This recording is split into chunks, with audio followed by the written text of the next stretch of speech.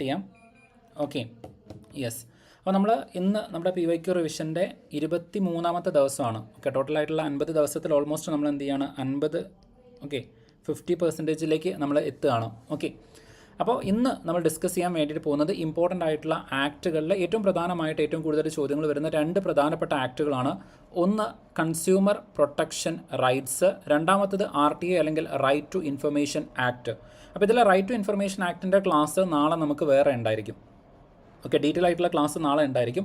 അപ്പോൾ നിങ്ങൾക്ക് in case RTAയുടെ questions follow ചെയ്യാൻ പറ്റുന്നില്ല എന്നുണ്ടെങ്കിൽ നാളത്തെ ക്ലാസ്സും കൂടെ തീർച്ചയായിട്ടും നിങ്ങൾ കാണാൻ വേണ്ടിയിട്ട് ശ്രമിക്കണം. നാളെ നമുക്ക് രാവിലെ RTAയുടെ ക്ലാസ്സും കൂടെ ഉണ്ടായിരിക്കും. Okay, yes. അപ്പോൾ നമ്മൾ എന്ത് ചെയ്യണം, ഓൾമോസ്റ്റ് 50% അപ്രോച്ച് ചെയ്യുകയാണ്. അപ്പോൾ ഇതിൻ്റെ ഇടയ്ക്ക് ഇപ്പോൾ നമ്മൾ എന്ത് ചെയ്തു, ഡിഫറൻ്റ് ആയിട്ടുള്ള സബ്ജക്റ്റുകൾ നമ്മൾ ഓൾറെഡി കംപ്ലീറ്റ് ചെയ്തിട്ടുണ്ട്. അതുവരെയുള്ള സബ്ജക്റ്റുകളൊക്കെ നിങ്ങൾ പ്രോപ്പറായിട്ട് നോക്കിയിട്ടുണ്ടായിരിക്കും എന്നാണ് ഞാൻ വിചാരിക്കുന്നത്. പിന്നെ അതുപോലെ തന്നെ കോൺസ്റ്റിറ്റ്യൂഷൻ്റെ 2 PDF ഇന്ന് ഷെയർ ചെയ്തിട്ടുണ്ടായിരുന്നു. ഓക്കെ, നിങ്ങൾ നമ്മുടെ ഗ്രൂപ്പ് ചെക്ക് ചെയ്തിട്ടുണ്ടായിരിക്കും എന്നാണ് ഞാൻ വിചാരിക്കുന്നത്. കോൺസ്റ്റിറ്റ്യൂഷൻ്റെ 2 നോട്ടുകൾ ഷെയർ ചെയ്തിട്ടുണ്ട്. ആ 2 നോട്ടുകളും തീർച്ചയായിട്ടും നിങ്ങൾ റെഫർ ചെയ്യണം. വളരെ ഇമ്പോർട്ടൻ്റ് ആയിട്ട് വരുന്ന കാര്യങ്ങൾ ആ 2 നോട്ടിലും വരുന്നുണ്ട്. Okay, yes. അപ്പോൾ എന്തായാലും നമുക്ക് എന്ത് ചെയ്യാം, നമ്മുടെ ക്ലാസ്സിലേക്ക് കിടക്കാം. സോ ആദ്യം നമ്മൾ ഡിസ്കസ് ചെയ്യാൻ വേണ്ടിയിട്ട് പോകുന്നത്, ഓക്കെ, വളരെ ഇമ്പോർട്ടൻ്റ് ആയിട്ട് വരുന്ന ഒരു ചോദ്യമാണ്. ഈ ഒരു ചോദ്യത്തിൻ്റെ ആൻസർ പറയാൻ വേണ്ടിയിട്ട് പറ്റുമോ? ഓക്കെ, ഈ ഒരു ചോദ്യത്തിൻ്റെ ആൻസർ പറയാൻ പറ്റുമോ? ജസ്റ്റ് ഒന്ന് കമൻറ്റ് ചെയ്യും.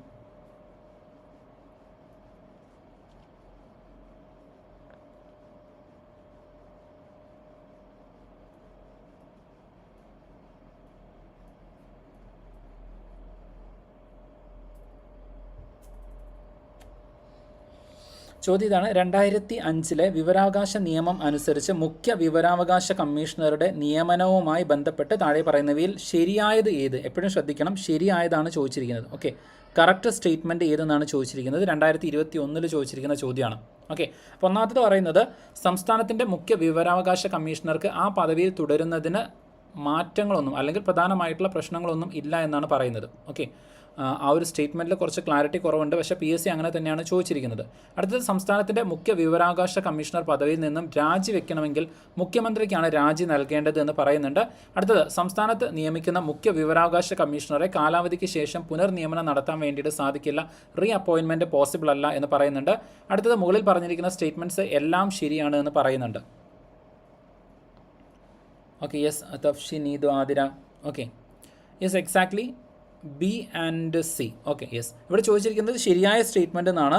അപ്പം സംസ്ഥാനത്തിൻ്റെ മുഖ്യ വിവരാവകാശ കമ്മീഷണർക്ക് ആ പദവിയിൽ തുടരുന്നതിന് തടസ്സങ്ങളൊന്നുമില്ല, ഇതാണ് ഒന്നാമത്തെ സ്റ്റേറ്റ്മെൻ്റ് ആയിട്ട് വരുന്നത്. ഓക്കെ, അപ്പോൾ ഇവിടെ നമ്മൾ നോക്കുകയാണെന്നുണ്ടെങ്കിൽ നിങ്ങൾക്കറിയാം, ഈ വിവരാവകാശ കമ്മീഷൻ എന്ന് പറയുന്നത് സ്റ്റേറ്റ് ലെവലിലും സെൻട്രൽ ലെവലിലും വരുന്നുണ്ട്. ഓക്കെ, സ്റ്റേറ്റ് ലെവലിൽ സെൻട്രൽ ലെവലിൽ വരുന്നുണ്ട്. ഫസ്റ്റ് സെൻട്രൽ ലെവലിൽ വരുന്നുണ്ട്, അതുപോലെ തന്നെ അതിന് താഴെയായിട്ട് സ്റ്റേറ്റ് ലെവലിൽ വരുന്നുണ്ട്. ഈ വിവരാവകാശ കമ്മീഷൻ അല്ലെങ്കിൽ ഓക്കെ ചീഫ് ഇൻഫർമേഷൻ കമ്മീഷൻ അല്ലെങ്കിൽ ഇൻഫർമേഷൻ കമ്മീഷൻ സെൻട്രൽ ലെവലിലായാലും സ്റ്റേറ്റ് ലെവലിലായാലും ഇതൊരു സ്റ്റാറ്റ്യൂട്ടറി ബോഡിയാണ്. ഓക്കെ, ഒരു സ്റ്റാറ്റ്യൂട്ടറി ബോഡിയാണ്. പാർലമെൻറ്റ് പാസ്സാക്കിയിട്ടുള്ള റൈറ്റ് ടു ഇൻഫർമേഷൻ അല്ലെങ്കിൽ RTA ആക്ട് 2005 പ്രകാരം നിർമ്മിക്കപ്പെട്ടിട്ടുള്ള അല്ലെങ്കിൽ കോൺസ്റ്റിറ്റ്യൂട്ട് ചെയ്യപ്പെട്ടിട്ടുള്ള ഒരു ബോഡിയാണ്. അതുകൊണ്ട് തന്നെ സ്റ്റാറ്റ്യൂട്ടറി ബോഡിയാണ് എന്നുള്ള ഇൻഫർമേഷൻ നമുക്ക് അറിയാവുന്ന കാര്യമാണ്. ഇനി ഇതിൽ സെൻട്രൽ ലെവലിലുള്ള അപ്പോയിൻമെൻറ്റ് നടത്തുന്നത് RTA ആക്ടിൻ്റെ സെക്ഷൻ 12 പ്രകാരമാണ്. ഓക്കെ, സെക്ഷൻ 12 പ്രകാരമാണ്, അതൊന്ന് ഓർത്ത് വയ്ക്കണം. അതുപോലെ സംസ്ഥാന ലെവലിലേക്ക് അല്ലെങ്കിൽ സംസ്ഥാന തലത്തിലേക്ക് വരുന്ന സമയത്ത് ചീഫ് ഇൻഫർമേഷൻ കമ്മീഷണർ ആയിക്കോട്ടെ അല്ലെങ്കിൽ മറ്റ് ഇൻഫർമേഷൻ കമ്മീഷണേഴ്സ് ആയിക്കോട്ടെ, ഇവരുടെ അപ്പോയിൻമെൻറ്റ് നടക്കുന്നത് സെക്ഷൻ 15, 16 അനുസരിച്ചിട്ടാണ്.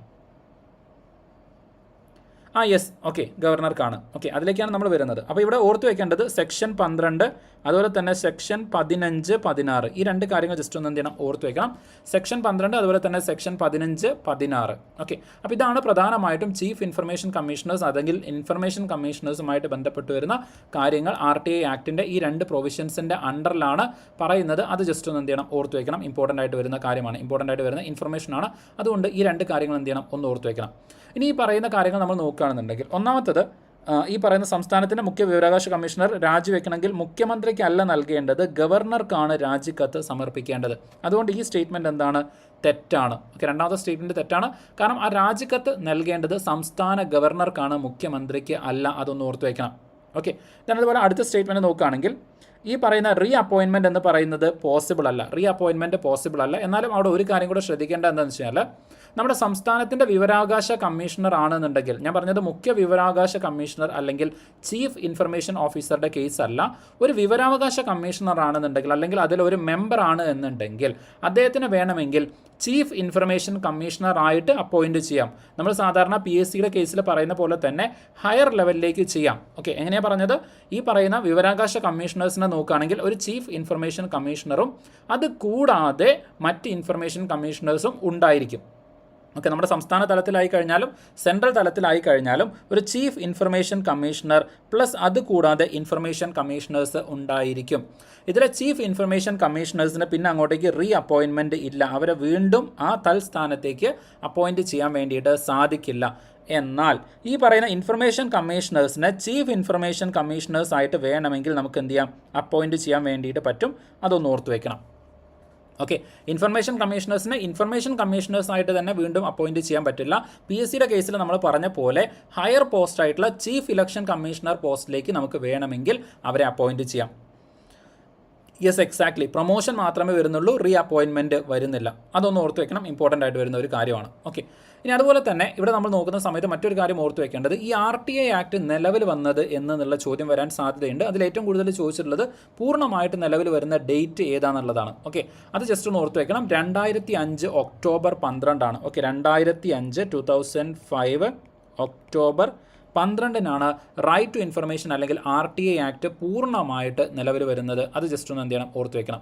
അതുപോലെ സംസ്ഥാന തലത്തിൽ വിവരാവകാശ കമ്മീഷണറെ അപ്പോയിൻറ്റ് ചെയ്യുന്നത് ഗവർണറും സെൻട്രൽ തലത്തിൽ അല്ലെങ്കിൽ കേന്ദ്ര ഗവൺമെൻറ്റിൽ ഇൻഫർമേഷൻ കമ്മീഷണറെ അപ്പോയിൻറ്റ് ചെയ്യുന്നത് പ്രസിഡൻറ്റുമാണ്. രണ്ട് കാര്യങ്ങളും ഓർത്ത് വെക്കണം. റിസൈൻ ചെയ്യുന്ന സമയത്ത് ഇവർ രാജിക്കത്ത് സമർപ്പിക്കുന്നതും പ്രസിഡൻറ്റിനും ഗവർണർക്കും തന്നെയാണ്. ഓക്കെ, അപ്പോൾ സെൻട്രൽ തലത്തിലാണെങ്കിൽ പ്രസിഡൻറ്റിനായിരിക്കും സമർപ്പിക്കുന്നത്, സംസ്ഥാന തലത്തിലാണെങ്കിൽ ഗവർണർക്കായിരിക്കും. ഓക്കെ, അപ്പോൾ അതും കൂടെ എന്ത് ചെയ്യണം? ഇതിൻ്റെ കൂടെ തന്നെ ജസ്റ്റ് ഒന്ന് എന്ത് ചെയ്യണം? ഓർത്ത് വെക്കണം, ഇമ്പോർട്ടൻ്റ് ആയിട്ട് വരുന്നുണ്ട്.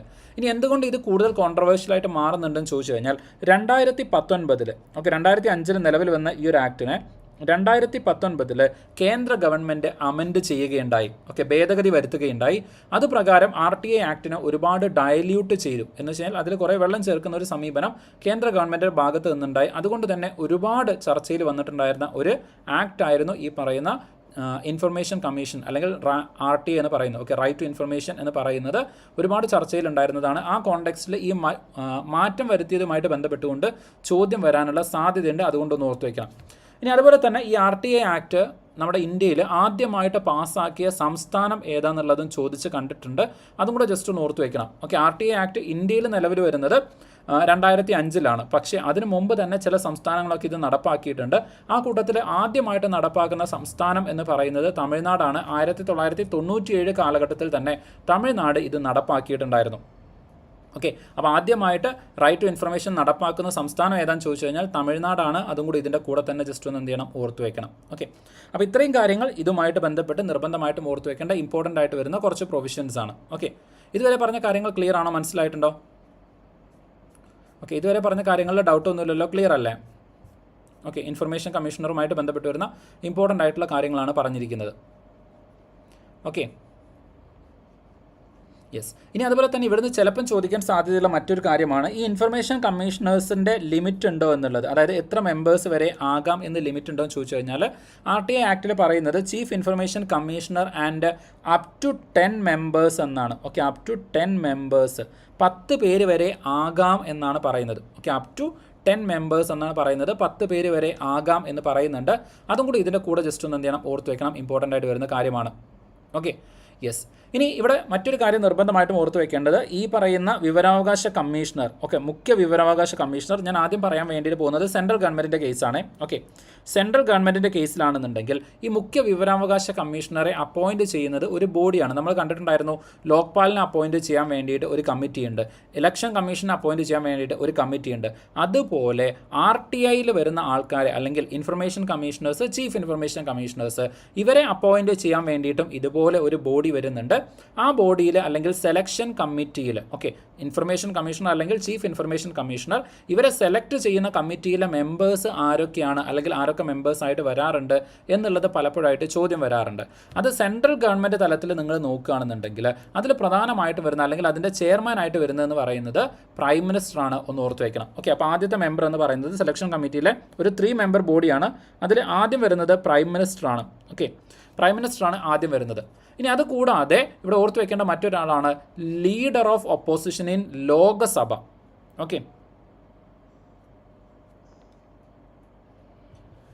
അല്ല, പ്രസിഡന്റ് തന്നെയാണ്. സ്റ്റേറ്റ് കമ്മീഷണർ അല്ലേ? സ്റ്റേറ്റ് കമ്മീഷണറെ നമുക്ക് റിമൂവ് ചെയ്യാൻ വേണ്ടിയിട്ട് ഞാനത് പറയാം. നമ്മൾ അതിലേക്ക് എത്തുന്ന സമയത്ത് ഞാൻ പറയാം. ജസ്റ്റ് ഇതൊന്ന് കഴിയട്ടെ. യെസ്. അപ്പോൾ ഇവിടെ പ്രൈം മിനിസ്റ്റർ നോക്കുക. അതുപോലെ തന്നെ ലീഡർ ഓഫ് ഒപ്പോസിഷൻ വരുന്നുണ്ട്, ലോകസഭയാണ്. Leader of opposition in Lok Sabha വരുന്നുണ്ട്. അതും കൂടെ ജസ്റ്റ് ഒന്ന് എന്ത് ചെയ്യണം, ഓർത്ത് വെക്കണം. ഇനി അതുകൂടാതെ ഒരു ക്യാബിനറ്റ് റാങ്കിലുള്ള ഒരു മിനിസ്റ്ററും കൂടെ വേണം. ക്യാബിനറ്റ് റാങ്കിൽ വരുന്ന ഒരു മിനിസ്റ്ററും കൂടെ വരണം. ഈ പറയുന്ന 3 മെമ്പർ കമ്മിറ്റിയാണ് ഇവരെ അപ്പോയിൻറ്റ് ചെയ്യുന്നത് അല്ലെങ്കിൽ സെലക്ട് ചെയ്യുന്നത്. അപ്പോൾ ഇതിന് സമാനമായിട്ട് സംസ്ഥാന ഗവൺമെൻറ്റിലേക്ക് വരുന്ന സമയത്ത് നിങ്ങൾ ആലോചിച്ച് നോക്കുക. ചീഫ് മിനിസ്റ്റർ ഉണ്ടായിരിക്കും. ചീഫ് മിനിസ്റ്റർ ഉണ്ടായിരിക്കും.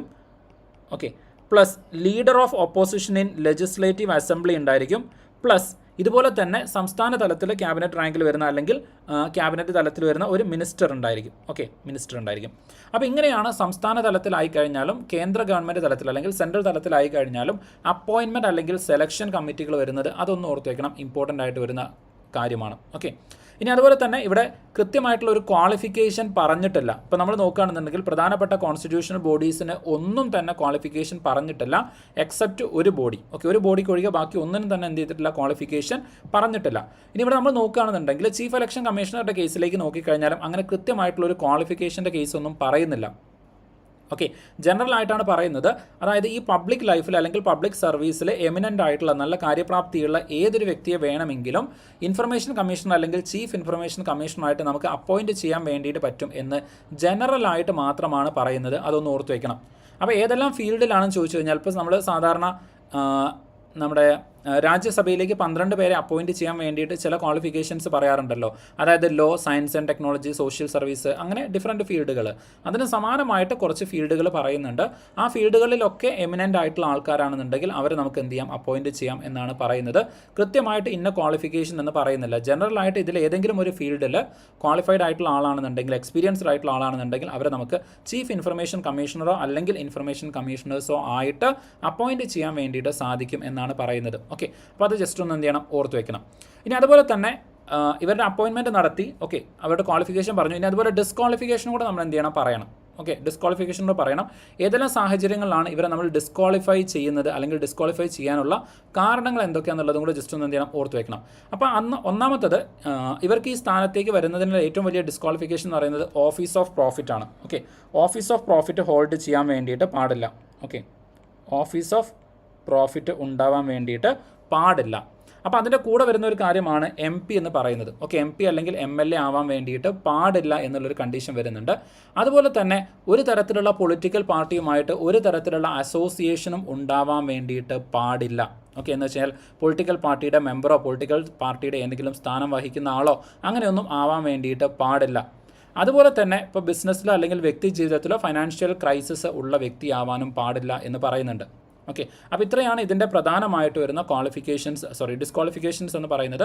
ഈ പറയുന്ന കാര്യങ്ങളുള്ള വ്യക്തിക്ക് ഒരിക്കലും തന്നെ ഇൻഫർമേഷൻ കമ്മീഷണർ അല്ലെങ്കിൽ ചീഫ് ഇൻഫർമേഷൻ കമ്മീഷണറായിട്ട് ആ സ്ഥാനത്ത് ഇരിക്കാൻ യോഗ്യതയില്ല. അപ്പോൾ ഇത്രയും കാര്യങ്ങൾ ജസ്റ്റ് ഒന്ന് എന്ത് ചെയ്യണം. യെസ്. ഇനി ഈ സെലക്ഷൻ കമ്മിറ്റിയിൽ ആദ്യം പറഞ്ഞ പോലെ വളരെ ഇമ്പോർട്ടൻ്റ് ആയിട്ടുള്ള ഒരു കാര്യം വരുന്നുണ്ട്. നമ്മൾ ഈ പറഞ്ഞ ക്യാബിനറ്റ് മിനിസ്റ്റേഴ്സ് എന്ന് പറയുന്നത് അത് സെൻട്രൽ തലത്തിലായി കഴിഞ്ഞാലും സംസ്ഥാന തലത്തിലായി കഴിഞ്ഞാലും സെൻട്രൽ ഗവൺമെൻറ്റിലാണെങ്കിൽ പ്രൈം മിനിസ്റ്റർ ആയിരിക്കും റെക്കമെൻഡ് ചെയ്യുന്നത്, സംസ്ഥാന തലത്തിലാണെങ്കിൽ ചീഫ് മിനിസ്റ്റർ ആയിരിക്കും. ആ 3 അംഗ ബോഡിയിലെ ആ ക്യാബിനറ്റ് മിനിസ്റ്ററെ തിരഞ്ഞെടുക്കുന്നത് സ്വാഭാവികമായിട്ടും പ്രൈം മിനിസ്റ്റർ അല്ലെങ്കിൽ നമ്മുടെ CM ആയിരിക്കും. അപ്പോൾ ആ കാര്യം കൂടി ജസ്റ്റ് ഒന്ന് എന്ത് ചെയ്യണം, ഓർത്ത് വെക്കണം. ഇനി ഇവിടെ നിങ്ങൾ ലേറ്റസ്റ്റ് ആയിട്ടുള്ള ഇൻഫർമേഷൻ മാത്രം പഠിച്ചു വെച്ചാൽ മതി. അതായത് മുൻ വർഷങ്ങളിൽ 2005 RTA ആക്ട് വന്ന സമയത്ത് ഈ പറയുന്ന ചീഫ് ഇൻഫർമേഷൻ കമ്മീഷണേഴ്സിനൊക്കെ ഫിക്സ്ഡ് ആയിട്ടുള്ള ഒരു കാലാവധി ഉണ്ടായിരുന്നു. അത് 5 വർഷം അല്ലെങ്കിൽ 65 വയസ്സ് എന്ന് പറയുന്ന ഒരു ടെനർ പ്രൊട്ടക്ഷൻ ഉണ്ടായിരുന്നു. എന്നാൽ ഞാൻ ഈ പറഞ്ഞ പോലെ 2019 അമെൻമെൻറ്റ് ആക്ട് വന്നതോട് കൂടിയിട്ട് ഈ ടെനർ പ്രൊട്ടക്ഷൻ എന്ന് പറയുന്നത് എടുത്തു കളഞ്ഞു. ഇപ്പം അങ്ങനെ ടെനർ പ്രൊട്ടക്ഷൻ ഒന്നുമില്ല. സെൻട്രൽ ഗവൺമെൻറ് തീരുമാനിക്കുന്ന സമയത്ത് അവരെ പുറത്താക്കാൻ വേണ്ടി പറ്റും, അല്ലെങ്കിൽ സെൻട്രൽ ഗവൺമെൻറ് തീരുമാനിക്കുന്നതാണ് അവരുടെ ടെനർ എന്ന് പറയുന്നത്. ഇത് 2019 ഭേദഗതി പ്രകാരം നിലവിൽ വന്നതാണ്. അതും കൂടെ ജസ്റ്റ് ഒന്ന് എന്ത് ചെയ്യണം, ഓർത്ത് വയ്ക്കണം. അതുകൊണ്ട് ചീഫ് ഇലക്ഷൻ കമ്മീഷണർ അല്ലെങ്കിൽ ഇലക്ഷൻ കമ്മീഷണേഴ്സിന് ഇപ്പോൾ ഒരു തരത്തിലുള്ള ടെനർ പ്രൊട്ടക്ഷനും ഇല്ല. ഓക്കെ, അതും കൂടെ ജസ്റ്റ് ഒന്ന് എന്ത് ചെയ്യണം, ഓർത്ത് വയ്ക്കണം, ഇമ്പോർട്ടൻ്റ് ആയിട്ട് വരുന്നുണ്ട്. അതുപോലെ തന്നെ മുൻ വർഷങ്ങളിൽ ഇവരുടെ സാലറി എന്ന് പറയുന്നത് നമ്മുടെ ചീഫ് സെക്രട്ടറിക്ക് ഇക്വലൻ്റ് ആയിട്ടായിരുന്നു വെച്ചിട്ടുണ്ടായിരുന്നത്. ഓക്കെ, പക്ഷേ അത് ഇപ്പം മാറ്റിയിട്ട് സെൻട്രൽ ഗവൺമെൻറ് തീരുമാനിക്കുന്ന പോലെയാണ് സാലറി എന്നുള്ള രൂപത്തിലേക്ക് മാറ്റിയിട്ടുണ്ട്. ഇങ്ങനെ കുറച്ച് ഇമ്പോർട്ടൻ്റ് ആയിട്ടുള്ള കാര്യങ്ങളൊക്കെ മാറ്റം വരുത്തിയിട്ടുണ്ട്. ഇനി ഇവിടുന്ന് ചിലപ്പം ചോദിക്കാൻ സാധ്യതയുള്ളത്, ഒന്ന് നമ്മൾ പറഞ്ഞു അപ്പോയിൻറ്റ് ചെയ്യുന്ന അതോറിറ്റി പ്രസിഡൻ്റ് ആണ് എന്ന് പറഞ്ഞു. അതുപോലെ റിമൂവ് ചെയ്യുന്നത് അതും പ്രസിഡന്റ് തന്നെയാണ്. ഞാൻ പറയുന്നത് സെൻട്രൽ ഗവൺമെൻറ്റിൻ്റെ കേസാണ്. റിമൂവ് ചെയ്യുന്നത് പ്രസിഡൻ്റ് ആണ്. ഇനി അത് മാത്രമല്ല, ഇവർ ഓഫീസിലേക്ക് കയറുന്നതിന് മുമ്പ് ചീഫ് ഇലക്ഷൻ കമ്മീഷണേഴ്സ് ആയിക്കോട്ടെ, മറ്റ് ഇലക്ഷൻ കമ്മീഷണേഴ്സ് ആയിക്കോട്ടെ, അവർക്ക് ഓത്ത് വരുന്നുണ്ട്. സത്യപ്രതിജ്ഞ വരുന്നുണ്ട്. ഈ സത്യപ്രതിജ്ഞ എടുക്കേണ്ടത് അല്ലെങ്കിൽ ചൊല്ലിക്കൊടുക്കേണ്ടത് അതും പ്രസിഡൻറ്റിൻ്റെ മുമ്പിൽ വെച്ചിട്ടാണ്. അതും കൂടി ജസ്റ്റ് ഒന്ന് എന്ത് ചെയ്യണം, ഓർത്ത് വയ്ക്കണം, ഇമ്പോർട്ടൻ്റ് ആയിട്ട് വരുന്ന കാര്യമാണ്. ഓക്കെ, അപ്പോൾ ഇത്രയും കാര്യങ്ങളാണ് സെൻട്രൽ ഗവൺമെൻറ്റുമായിട്ട് ബന്ധപ്പെട്ടുകൊണ്ട് നിർബന്ധമായിട്ട് നിങ്ങൾ എന്ത് ചെയ്യേണ്ടത്, ഓർത്ത് വെക്കേണ്ടതായിട്ട് വരുന്ന കാര്യങ്ങളെന്ന് പറയുന്നത്. ഓക്കെ, ഇവരുടെ ഫംഗ്ഷൻസ് കാര്യങ്ങളൊക്കെ എന്ത് ചെയ്യാം, നമുക്ക് നാളത്തെ ക്ലാസ്സിൽ ഡീറ്റെയിൽ ആയിട്ട് എന്ത് ചെയ്യാം, ഡിസ്കസ് ചെയ്യാം. Okay, yes.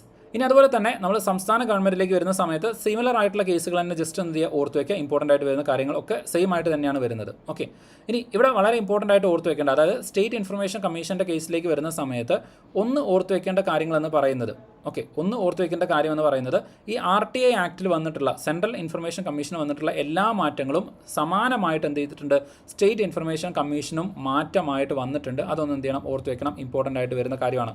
ഓക്കെ, സോ ഇത്രയും കാര്യങ്ങളാണ് സ്റ്റേറ്റ് ഇൻഫർമേഷൻ കമ്മീഷൻ അതുപോലെ തന്നെ സെൻട്രൽ ഇൻഫർമേഷൻ കമ്മീഷനുമായിട്ട് ബന്ധപ്പെട്ടുകൊണ്ട് നിങ്ങൾ എന്ത് ചെയ്യേണ്ടത്, ഓർത്ത് വെക്കേണ്ടതായിട്ട് വരുന്നത്.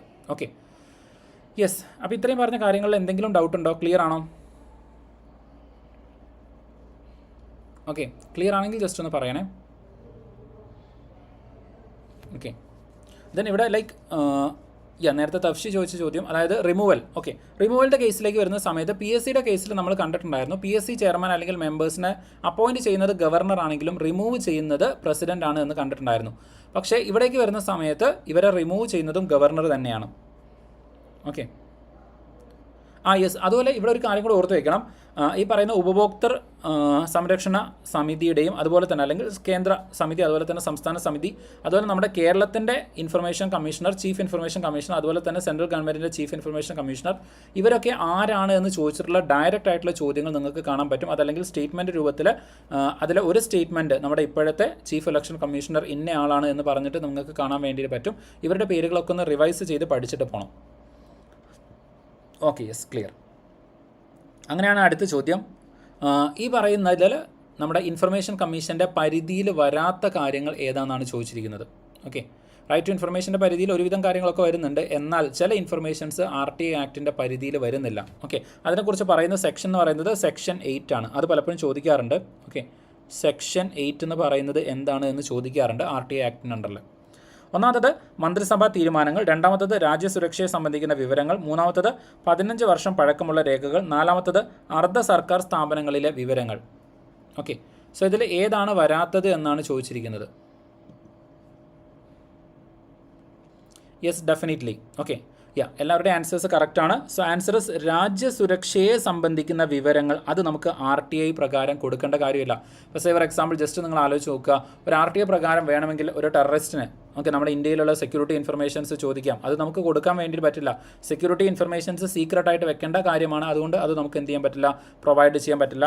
ബാക്കി എല്ലാ കാര്യങ്ങളും RTIയുടെ പരിധിയിൽ വരുന്നുണ്ട്. ഓക്കെ, ബാക്കിയുള്ള കാര്യങ്ങളൊക്കെ RTIയുടെ പരിധിയിൽ വരുന്നുണ്ട്.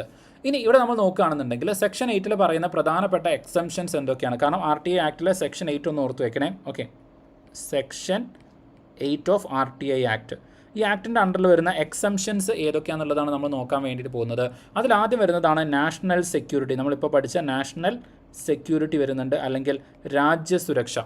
ഓക്കെ, രാജ്യസുരക്ഷയ്ക്ക് വീഴ്ച സംഭവിക്കുന്നതായിട്ടുള്ള ഒരു കാര്യവും RTIയുടെ ആക്ടിൻ്റെ അണ്ടറിൽ ഡിസ്ക്ലോസ് ചെയ്യേണ്ടതായിട്ട് വരുന്നില്ല. ഓക്കെ, അത് ഏത് തരത്തിലുള്ള ഇൻഫർമേഷൻ ആയിരിക്കാം. ഇപ്പോൾ സയൻറ്റിഫിക് ഇൻഫർമേഷൻ ആയിരിക്കാം, മിലിറ്ററി ഇൻഫർമേഷൻ ആയിരിക്കാം, ടെക്നിക്കൽ ഇൻഫർമേഷൻ ആയിരിക്കാം. അങ്ങനെ ഏത് തരത്തിലുള്ള ഇൻഫർമേഷൻ ആയാലും നമ്മുടെ രാജ്യസുരക്ഷയെ ബാധിക്കുമെന്നുണ്ടെങ്കിൽ അത് ഡിസ്ക്ലോസ് ചെയ്യേണ്ട കാര്യങ്ങൾ വരുന്നില്ല. ഇനി രണ്ടാമത്തെ കാര്യമെന്ന് പറയുന്നതാണ് കോടതി വിലക്കിയിട്ടുള്ള കാര്യങ്ങളെന്ന് പറയുന്നത്. ഓക്കെ, എന്ന് വെച്ച് കഴിഞ്ഞാൽ ചില ഇൻഫർമേഷൻസ് പുറത്ത് വിടരുത് എന്ന് കോടതി പറഞ്ഞിട്ടുണ്ടായിരിക്കും. അത്തരത്തിലുള്ള information forbidden by court. Okay, forbidden by court, കോടതി റെസ്ട്രിക്റ്റ് ചെയ്തിട്ടുള്ള പുറത്തേക്ക് വിടരുത് എന്ന് പറഞ്ഞിട്ടുള്ള ഇൻഫർമേഷൻസ് ഉണ്ടെങ്കിൽ ആ ഇൻഫർമേഷൻസ് പുറത്ത് വിടാൻ പാടില്ല. അതുപോലെ തന്നെ ചില ഇൻഫർമേഷൻസ് കണ്ടംപ്റ്റ് ഓഫ് കോർട്ടിൻ്റെ പരിധിയിലേക്ക് വരും. എന്ന് വെച്ച് കഴിഞ്ഞാൽ ആ ഇൻഫർമേഷൻസ് പുറത്ത് വിടുന്നത് കോടതിയെ അലക്ഷ്യത്തിൻ്റെ പരിധിയിൽ വരും. അത്തരത്തിലുള്ള ഇൻഫർമേഷൻസും പുറത്ത് വിടാൻ വേണ്ടിയിട്ട് പാടില്ല. ഓക്കെ, അപ്പോൾ അതും കൂടെ വളരെ ഇമ്പോർട്ടൻ്റ് ആയിട്ട് ഓർത്ത് വയ്ക്കണം. കോടതി അലക്ഷ്യത്തിന് കാരണമാകുന്നതോ കോടതി പുറത്ത് വിടരുത് എന്ന് പറഞ്ഞതോ ആയിട്ടുള്ള ഇൻഫർമേഷൻ RT ആക്ടിൻ്റെ അണ്ടറിൽ നമുക്ക് കിട്ടില്ല. ഓക്കെ, അതങ്ങനെ തന്നെ ഓർത്ത് വയ്ക്കണം. അതുപോലെ തന്നെ വളരെ ഇമ്പോർട്ടൻ്റ് ആയിട്ട് വരുന്ന ഒരു കാര്യമാണ് പാർലമെൻ്ററി പ്രിവിലേജ്, അല്ലെങ്കിൽ ആ പ്രിവിലേജിനെ വയലേറ്റ് ചെയ്യുന്ന കാര്യങ്ങൾ. ഓക്കെ, പാർലമെൻ്ററി പ്രിവിലേജിനെ വയലേറ്റ് ചെയ്യുന്ന കാര്യങ്ങൾ അതും പുറത്തു വിടാൻ പാടില്ല. ഓക്കെ, പാർലമെൻ്ററി പ്രിവിലേജ് എന്ന് വെച്ച് കഴിഞ്ഞാൽ പാർലമെൻറ്റിൽ പറയുന്ന ഏതൊരു കാര്യവും സ്പീക്കറുടെ പെർമിഷനോട് കൂടിയിട്ട് മാത്രമേ പുറത്തു വിടാൻ വേണ്ടിയിട്ട് പാടുള്ളൂ. അത് ന്യൂസ് പേപ്പേഴ്സ് ആയാലും ന്യൂസ് മീഡിയ ആയി കഴിഞ്ഞാലും അവർക്കത് എയർ ചെയ്യണമെന്നുണ്ടെങ്കിൽ, പബ്ലിക്കിലേക്ക് എത്തിക്കണമെന്നുണ്ടെങ്കിൽ അവിടെ സ്വാഭാവികമായിട്ടും ചെയർമാൻ്റെയോ സ്പീക്കറുടെയോ പെർമിഷൻ വേണം. ആ പെർമിഷൻ ഇല്ലാതെ റൈറ്റ് ടു ഇൻഫർമേഷൻ ആക്ടിൻ്റെ പരിധിയിൽ വരുന്നുണ്ട് എന്ന് പറഞ്ഞിട്ട് പാർലമെൻറ്റിൽ വരുന്ന ഒരു കാര്യവും പുറത്തേക്ക് വിടാൻ വേണ്ടിയിട്ട് സാധിക്കില്ല. അതും ഓർത്ത് വയ്ക്കണം, ഇമ്പോർട്ടൻ്റ് ആയിട്ട് വരുന്ന ഒരു റെസ്ട്രിക്ഷനാണ്.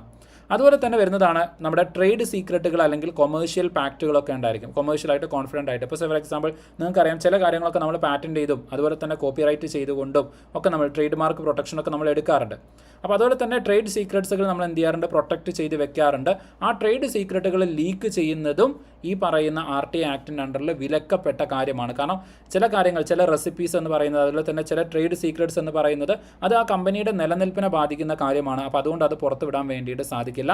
അത് ഇൻ്റലക്ച്വൽ പ്രോപ്പർട്ടി റൈറ്റ്സിൻ്റെ അണ്ടറിൽ അല്ലെങ്കിൽ ആക്ടിൻ്റെ അണ്ടറിൽ പ്രൊട്ടക്റ്റഡ് ആയിട്ടുള്ള കാര്യമാണ്. അതുകൊണ്ട് തന്നെ RT ആക്ടിൻ്റെ പരിധിക്ക് പുറത്തായിട്ട് വരുന്ന മറ്റൊരു കാര്യമാണ് ഈ പറയുന്ന ട്രേഡ് സീക്രട്ടുകൾ എന്ന് പറയുന്നത്. ഓക്കെ, ട്രേഡ് സീക്രട്സ് എന്ന് പറയുന്ന കാര്യങ്ങൾ അതും പുറത്ത് വിടാൻ വേണ്ടിയിട്ട് സാധിക്കില്ല. അതും കൂടി ജസ്റ്റ് ഒന്ന് എന്ത് ചെയ്യണം, ഓർത്ത് വെക്കണം. Okay, yes. അതുപോലെ തന്നെ മറ്റൊന്നാണ് ഈ ഫിഡ്യൂഷ്യറി റിലേഷൻഷിപ്പ് എന്ന് പറയും. ഓക്കെ, ഫിഡ്യൂഷ്യറി റിലേഷൻഷിപ്പ് എന്ന് പറയുന്നത്. അപ്പോൾ ഈ പറയുന്ന പോലെ എന്ന് വെച്ച് കഴിഞ്ഞാൽ ഈ ട്രസ്റ്റിനെ ബേസ് ചെയ്തുകൊണ്ട്, ഇപ്പോൾ ഫോർ എക്സാമ്പിൾ നമ്മൾ പറയാറുണ്ട്, ജനറലി പറയുന്ന ഒരു സ്റ്റേറ്റ്മെൻ്റ് ആണ്, ഡോക്ടറോടും വക്കീലിനോടും നമ്മൾ കള്ളം പറയരുത് എന്ന് പറയും. ഓക്കെ, അപ്പോൾ നമ്മൾ ഡോക്ടറുടെ അടുത്തും അതുപോലെ തന്നെ വക്കീലിൻ്റെ അടുത്തും നമ്മൾ പറയുന്ന സത്യങ്ങളുണ്ടായിരിക്കാം, പക്ഷേ ആ സത്യങ്ങളും അവർ പുറത്ത് വിടാൻ വേണ്ടിയിട്ട് പാടില്ല. ഇപ്പോൾ ഫോർ എക്സാമ്പിൾ ഞാനൊരു രോഗിയാണ്. ഓക്കെ, എനിക്ക് ചിലപ്പം വളരെ സീരിയസ് ആയിട്ടുള്ള അല്ലെങ്കിൽ സീക്രട്ട് ആയിട്ടുള്ള രോഗം ഉണ്ടായിരിക്കാം. ആ രോഗം ഞാൻ പോയിട്ട് ഒരു ഗവൺമെൻറ് ഹോസ്പിറ്റലിലെ ഒരു ഡോക്ടറെ കാണിക്കുകയാണ്. ഓക്കെ, അത് ഹൈഡ് ചെയ്ത് വെക്കേണ്ട അല്ലെങ്കിൽ എൻ്റെ പ്രൈവസിയെ ബാധിക്കുന്ന രോഗങ്ങളാണെന്നുണ്ടെങ്കിൽ ആ രോഗത്തിന് ഒരിക്കലും ആ ഡോക്ടർക്ക് ഒരു RT കൊടുത്തതിൻ്റെ പേരിൽ ആ ഡോക്ടർ ഡിസ്ക്ലോസ് ചെയ്യാൻ വേണ്ടിയിട്ട് പാടില്ല. ഓക്കെ, കാരണം അത് ഈ പറയുന്ന ട്രസ്റ്റിൻ്റെ ബേസിൽ വരുന്ന കാര്യങ്ങളാണ്. അപ്പോൾ ട്രസ്റ്റിൻ്റെ ബേസിൽ, അതായത് വിശ്വാസത്തിൻ്റെ പേരിൽ ഈ ഒരു കാര്യം മറ്റൊരാളുടെ മുമ്പിൽ ഡിസ്ക്ലോസ് ചെയ്യില്ല എന്ന് പറഞ്ഞുകൊണ്ട്, അല്ലെങ്കിൽ ആ ഒരു വിശ്വാസത്തിൻ്റെ പുറത്ത് ഒരു ക്ലയൻറ്റ് ഒരു ഗവൺമെൻറ് ഒഫീഷ്യലിനോട് ഒരു കാര്യം പറയുന്നുണ്ടെങ്കിൽ ആ കാര്യത്തിന് ഡിസ്ക്ലോസ് ചെയ്യാൻ വേണ്ടിയിട്ട് സാധിക്കില്ല. ഓക്കെ, അപ്പോൾ അതും കൂടെ ജസ്റ്റ് ഒന്ന് എന്ത് ചെയ്യണം, ഓർത്ത് വയ്ക്കണം, ഇമ്പോർട്ടൻ്റ് ആയിട്ട് വരുന്ന കാര്യങ്ങളാണ്. ഓക്കെ, അപ്പോൾ ഇത് ജനറലായിട്ട് ഇന്നത് എന്ന് പറയാൻ പറ്റില്ല, ഞാൻ ജസ്റ്റ് ഒരു എക്സാമ്പിൾ പറഞ്ഞതാണ് ഡോക്ടർ വക്കീൽ എന്നുള്ളതൊക്കെ. അപ്പോൾ ഫിഡ്യൂഷ്യറി റിലേഷൻഷിപ്പ് അല്ലെങ്കിൽ ട്രസ്റ്റ് ബേസ്ഡ് റിലേഷൻസ് ആണെങ്കിൽ അവർ പറയുന്ന പ്രൈവറ്റ് ആയിട്ടുള്ള കാര്യങ്ങൾ അത് ഡിസ്ക്ലോസ് ചെയ്യണം എന്നില്ല. ഓക്കെ, അത് പൂർണ്ണമായിട്ടും ഡിസ്ക്ലോസ് ചെയ്യണമെന്നില്ല. ഇനി അടുത്തതാണ് ഫോറിൻ ഗവൺമെൻറ്റുമായിട്ട് ബന്ധപ്പെട്ട് വരുന്ന കാര്യങ്ങൾ. Okay, foreign government. അപ്പോൾ ഫോറിൻ ഗവൺമെൻറ്റുമായിട്ട് ബന്ധപ്പെട്ടുകൊണ്ട് വരുന്ന ഇൻഫർമേഷൻസ് നമ്മുടെ ഗവൺമെൻറ്റിൻ്റെ അടുത്തുണ്ട് എന്നുണ്ടെങ്കിൽ അതും റിലീസ് ചെയ്യേണ്ട കാര്യങ്ങൾ വരുന്നില്ല. അത് ഇന്ത്യയും ആ രാജ്യവും തമ്മിലുള്ള നയതന്ത്ര ബന്ധത്തിനെ ബാധിക്കും എന്നുള്ളത് കൊണ്ടാണ്. ഓക്കെ, അതുപോലെ തന്നെ മറ്റൊരു കാര്യമാണ് ഏഴാമത്തത്, ഇനി ഏതെങ്കിലും ഒരു ഇൻഫർമേഷൻ അത് നമ്മൾ പുറത്ത് വിടുകയാണ് എന്നുണ്ടെങ്കിൽ അത് ഏതെങ്കിലും വ്യക്തികളുടെ സുരക്ഷയെ ബാധിക്കുമെന്നുണ്ടെങ്കിൽ ആ ഇൻഫർമേഷനും പുറത്ത് വിടാൻ വേണ്ടിയിട്ട് പാടില്ല. ഓക്കെ, അതായത് safety of individuals. Okay, safety of individuals, അതായത് ഏതെങ്കിലും ഒരു ഇൻഫർമേഷൻ പുറത്ത് വിട്ട് കഴിഞ്ഞാൽ അത് ചിലപ്പോൾ ഫോർ എക്സാമ്പിൾ അതൊരു നമ്മുടെ രാജ്യത്ത് ഒരു വർഗീയ കലാപത്തിനോ അതല്ലെങ്കിൽ നമ്മുടെ രാജ്യത്ത് ഏതെങ്കിലും തരത്തിലുള്ള കലാപങ്ങൾക്കോ അല്ലെങ്കിൽ ആക്രമണങ്ങൾക്കോ ഒക്കെ വഴിവെക്കുമെന്നുണ്ടെങ്കിൽ അത്തരം ഇൻഫർമേഷൻസ് പുറത്ത് വിടാൻ വേണ്ടിയിട്ട് പാടില്ലാത്ത ഇൻഫർമേഷനാണ്. അതുപോലെ തന്നെ ഏതെങ്കിലും വ്യക്തികൾക്ക് അതുമൂലം എന്തെങ്കിലും തരത്തിലുള്ള ഹാനി ഉണ്ടാകുമെന്നുണ്ടെങ്കിൽ അത്തരം ഇൻഫർമേഷൻസ് പുറത്തുവിടാൻ വേണ്ടിയിട്ട് സാധിക്കില്ല, അല്ലെങ്കിൽ പുറത്തുവിടാൻ പാടില്ല എന്ന് കൃത്യമായിട്ട് RTA ആക്ടിൻ്റെ കീഴിൽ പറയുന്നുണ്ട്. അതും കൂടി ജസ്റ്റ് ഒന്ന് എന്ത് ചെയ്യണം, ഓർത്ത് വയ്ക്കണം, ഇമ്പോർട്ടൻ്റ് ആയിട്ട് വരുന്ന കാര്യമാണ്. ഇനി അതുപോലെ തന്നെ നിയമം നടപ്പാക്കാൻ വേണ്ടിയിട്ട്, ഓക്കെ, അതായത് ഇപ്പോൾ ഫോർ എക്സാമ്പിൾ പോലീസൊക്കെ ചില ഇൻവെസ്റ്റിഗേഷൻ നടത്തുന്ന സമയത്ത് നിങ്ങൾക്കറിയാം വളരെ സീക്രട്ട് ആയിട്ട് ചില ഇൻഫർമേഷൻസ് ഒക്കെ കളക്ട് ചെയ്തിട്ടുണ്ടായിരിക്കും. ഓക്കെ, അപ്പോൾ പ്രതിയെ പിടിക്കാൻ വേണ്ടിയിട്ട് വളരെ സീക്രട്ട് ആയിട്ടായിരിക്കും അവർ പല ഇൻഫർമേഷൻസും കളക്ട് ചെയ്ത് വെച്ചിട്ടുണ്ടായിരിക്കാം.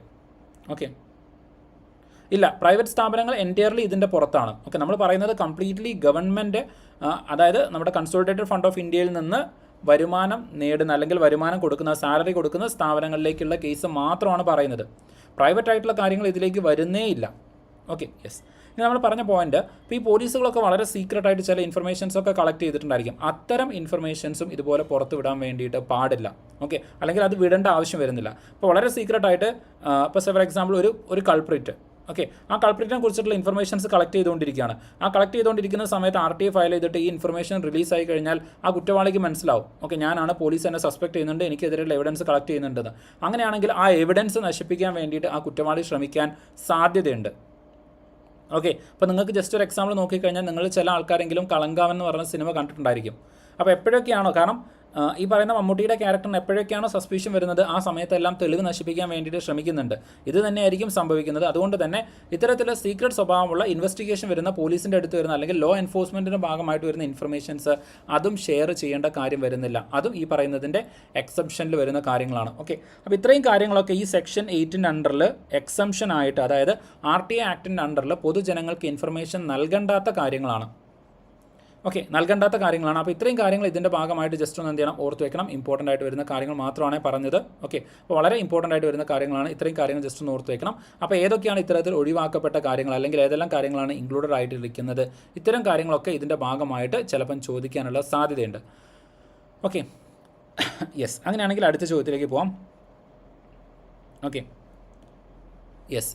ഇവിടെ ചോദിച്ചിരിക്കുന്നത് കേന്ദ്ര സർക്കാർ സ്ഥാപിച്ചിരിക്കുന്ന രഹസ്യാന്വേഷണ സുരക്ഷാ സംഘടനകളുമായി ബന്ധപ്പെട്ട വിവരാവകാശം അത് ഏത് വ്യവസ്ഥയിലാണ് വരുന്നത് എന്നാണ് ചോദിച്ചിരിക്കുന്നത്. ഓക്കെ, അതായത് വിവരാവകാശ നിയമം ബാധകമാണോ, അല്ലെങ്കിൽ അഴിമതി ആരോപണങ്ങളും മനുഷ്യാവകാശങ്ങളും സംബന്ധിച്ച അവകാശങ്ങൾ മാത്രമാണ് നമുക്ക് കിട്ടുന്നത്, അതല്ലെങ്കിൽ മനുഷ്യാവകാശ ലംഘനങ്ങൾ സംബന്ധിച്ച വിവരങ്ങൾക്ക് വിവരാവകാശം ബാധകമാണ്, എന്നാൽ വിവരാവകാശം ബാധകമല്ല. ഓക്കെ, ഇങ്ങനെ എല്ലാ കാര്യങ്ങളും വരുന്നുണ്ട്. അപ്പോൾ ഇതിൽ ഏതാണ് കറക്റ്റായിട്ട് വരുന്നത്?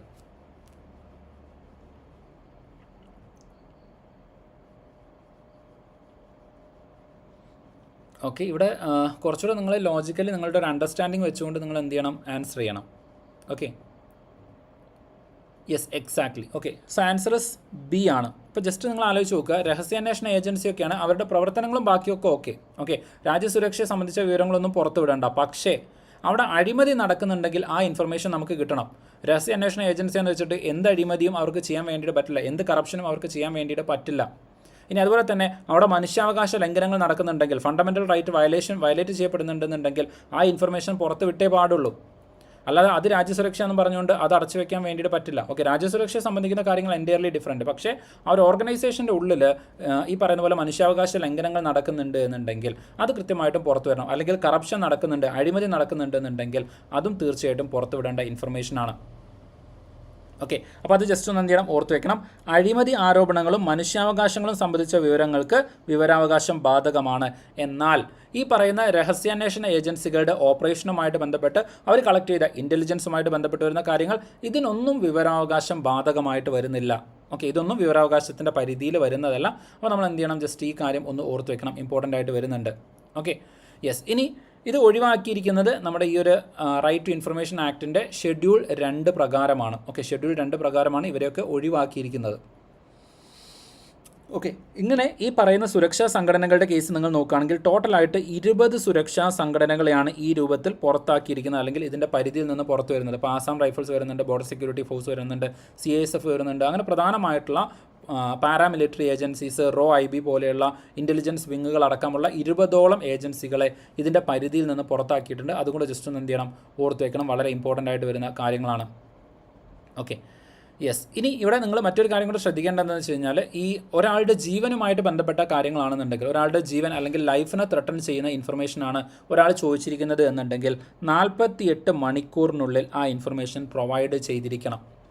ഓക്കെ, 48 മണിക്കൂറിനുള്ളിൽ. അതായത് ഇവിടെ പറയുന്നത് മനുഷ്യാവകാശ ലംഘനത്തിൽ അത് ത്രെട്ടണിങ് ടു ലൈഫ് ആണ് എന്നുണ്ടെങ്കിൽ 48 മണിക്കൂറിനുള്ളിൽ ആ ഇൻഫർമേഷൻ പ്രൊവൈഡ് ചെയ്തിരിക്കണം. ഓക്കെ, സോ ഇത്രയും കാര്യങ്ങൾ ഇതുമായിട്ട് ബന്ധപ്പെട്ടുകൊണ്ട് ജസ്റ്റ് ഒന്ന് ഓർത്ത് വയ്ക്കുക. ഇമ്പോർട്ടൻ്റ് ആയിട്ട് വരുന്ന കാര്യങ്ങളാണ്. വിത്തിൻ 48 ഹവേഴ്സ് വരുന്നുണ്ട്. Okay, yes. ഇതിന് അടുത്ത ചോദ്യം, സംസ്ഥാന വിവരാവകാശ കമ്മീഷണറിൻ്റെ അപ്പോയിൻമെൻറ്റിൽ പങ്കുവഹിക്കാത്തത് ആരാണ് എന്നാണ് ചോദിച്ചിരിക്കുന്നത്.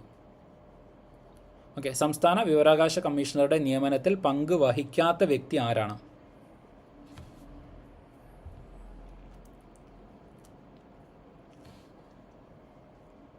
ഗവർണർ, മുഖ്യമന്ത്രി, ക്യാബിനറ്റ് മന്ത്രി, ഹൈക്കോടതി ചീഫ് ജസ്റ്റിസ്. ഓക്കെ, പെട്ടെന്ന് വായിക്കുമ്പോൾ നിങ്ങൾക്കൊരു ട്വിസ്റ്റഡ് ആയിട്ടുള്ള ചോദ്യം തോന്നാം. കാരണം സെലക്ഷൻ കമ്മിറ്റിയിൽ വരുന്നത് മന്ത്രി, ക്യാബിനറ്റ് മന്ത്രി, leader of opposition in legislative അസംബ്ലിയാണ്. കാരണം എന്താണ്, ഇവിടെ ചോദിച്ചിരിക്കുന്നത് സംസ്ഥാന വിവരാവകാശ കമ്മീഷണറാണ്. പക്ഷേ ഈ സെലക്ഷൻ കമ്മിറ്റി തിരഞ്ഞെടുക്കുന്ന ആളെ അപ്പോയിൻറ്റ് ചെയ്യുന്നത് ഗവർണറാണ്. അതുകൊണ്ട് കമ്മീഷണറുടെ നിയമനത്തിൽ ഈ പറയുന്ന സെലക്ഷൻ കമ്മിറ്റിയിലെ അംഗങ്ങളും പ്ലസ് ഗവർണറും ഉൾപ്പെടുന്നുണ്ട്. എന്നാൽ ഹൈക്കോടതി ചീഫ് ജസ്റ്റിസ് ഇതിൻ്റെ പരിധിയിൽ വരുന്നില്ല. So D is the right answer. Okay, so അതുകൊണ്ട് ഡി ആണ് റൈറ്റ് ആയിട്ടുള്ള ആൻസർ വരുന്നത്. അത് അങ്ങനെ തന്നെ ജസ്റ്റ് ഒന്ന് ഓർത്ത് വയ്ക്കാം. യെസ്, നിയമിക്കുന്നത് ഗവർണറാണ്.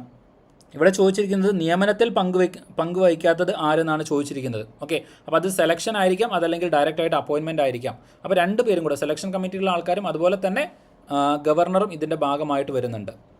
Okay, yes. അടുത്തത് 2005 വിവരാവകാശ നിയമപ്രകാരം പൗരന് ലഭിക്കാവുന്ന വിവരവുമായി ബന്ധപ്പെട്ട് ശരിയായ പ്രസ്താവന ഏത് എന്നാണ് ചോദിച്ചിരിക്കുന്നത്. ഓക്കെ, ഒന്നാമത്തത് ആഗ്രഹിക്കുന്ന ഏതൊരു വിവരവും ലഭിക്കും എന്ന് പറയുന്നുണ്ട്. ദെൻ രണ്ടാമത്തത് പൊതു അധികാര സ്ഥാപനങ്ങളുടെ പക്കൽ ഉള്ള എല്ലാ വിവരങ്ങളും ലഭ്യമാണ് എന്ന് പറയുന്നുണ്ട്. ദെൻ അടുത്തത് വകുപ്പ് 8, 9 എന്നിവയിൽ പറഞ്ഞിരിക്കുന്ന പൊതു അധികാര സ്ഥാപനങ്ങൾ ഒഴികെയുള്ളവരിൽ നിന്നുള്ള ഇൻഫർമേഷൻ എന്നാണ് പറഞ്ഞിരിക്കുന്നത്. അടുത്തത് ഭരണഘടനാ സ്ഥാപനങ്ങളുടെ വിവരങ്ങൾ മാത്രം ലഭ്യമാകുന്നതാണ്. ഓക്കെ, സോ ഓബ്വിയസ്ലി ആൻസർ എന്തായിരിക്കും വരുന്നത്?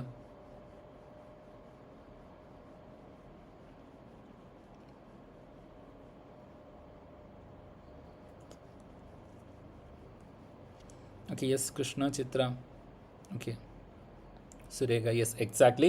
സോ ഇവിടെ നമ്മൾ പറഞ്ഞിട്ടുണ്ടായിരുന്നു വകുപ്പ് 8. ഓക്കെ, വകുപ്പ് 8 ഈ പറയുന്ന എക്സംഷൻസ് കൊടുത്തിരിക്കുന്നത്. അപ്പോൾ വകുപ്പ് 8, 9 പറഞ്ഞിരിക്കുന്ന ചില ഏജൻസികൾ അല്ലെങ്കിൽ ചില ഓർഗനൈസേഷൻസ്, ചില ബോഡീസ് ഉണ്ട്. ഇവരുടേത് ഒഴികെയുള്ള എല്ലാ ഗവൺമെൻറ് സ്ഥാപനങ്ങളുടെ ഇൻഫർമേഷൻസും നമുക്ക് ലഭ്യമാണ്. ഓക്കെ, എന്നിവയിൽ പറഞ്ഞിട്ടുള്ളത് ഒഴികെ പൊതു അധികാര സ്ഥാപനങ്ങളുടെ പക്കലുള്ള വിവരങ്ങളെല്ലാം തന്നെ നമുക്ക് ലഭ്യമാണ് എന്നുള്ളത് ജസ്റ്റ് ഒന്ന് ഓർത്ത് വയ്ക്കണം. ഇമ്പോർട്ടൻ്റ് ആയിട്ട് വരുന്ന കാര്യമാണ്. Okay, yes. അപ്പോൾ ഇവിടെ ഈ ഒരു വകുപ്പിലെ 8ാമത്തെ പ്രൊവിഷനിലാണ് പറയുന്നത് ഈ പറയുന്ന വിവരങ്ങൾ അത് കൊടുക്കുന്നത് ക്രിമിനൽ കുറ്റം കൂടിയാണ്. അതായത് RTA ആക്ടിൻ്റെ കീഴിൽ ഈ പറയുന്ന വിവരങ്ങളെ കൊടുക്കുകയാണെന്നുണ്ടെങ്കിൽ അത് തീർച്ചയായിട്ടും ഒരു കുറ്റമായിട്ട് ആ ഒരു ഓഫീസറുടെ മുകളിലേക്ക് വരുന്നതായിരിക്കും. ഓക്കെ, അപ്പോൾ അത് ജസ്റ്റ് ഒന്ന് എന്ത് ചെയ്യണം, ഓർത്ത് വയ്ക്കണം. ഇനി അതുപോലെ തന്നെ ഇവിടെ നമ്മൾ പറഞ്ഞിട്ടുള്ള ഒരു കാര്യത്തിന് ഒരു എക്സംഷൻ വരുന്നുണ്ട്. അതായത് ഇൻ കേസ് ഇപ്പോൾ നാഷണൽ സെക്യൂരിറ്റി ഒരു ഭാഗത്തുണ്ട്. ഓക്കെ, നാഷണൽ സെക്യൂരിറ്റി ഒരു ഭാഗത്ത് വരുന്നുണ്ട്, അല്ലെങ്കിൽ നമ്മുടെ രാജ്യസുരക്ഷ വരുന്നുണ്ട്, വേഴ്സസ് പബ്ലിക് ഇൻട്രസ്റ്റ്.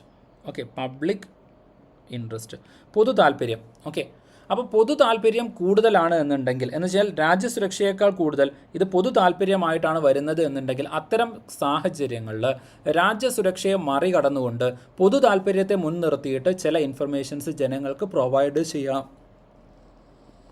ഓക്കെ, അത് വളരെ ഇമ്പോർട്ടൻ്റ് ആയിട്ട് വരുന്ന കാര്യമാണ്. രാജ്യസുരക്ഷയേക്കാൾ കൂടുതൽ ഈ പറയുന്ന പൊതു താല്പര്യം അല്ലെങ്കിൽ പബ്ലിക് ഇൻട്രസ്റ്റ് വരുന്ന സമയത്ത് യെസ്, അത്തരം സാഹചര്യങ്ങളിൽ public interest will over ride.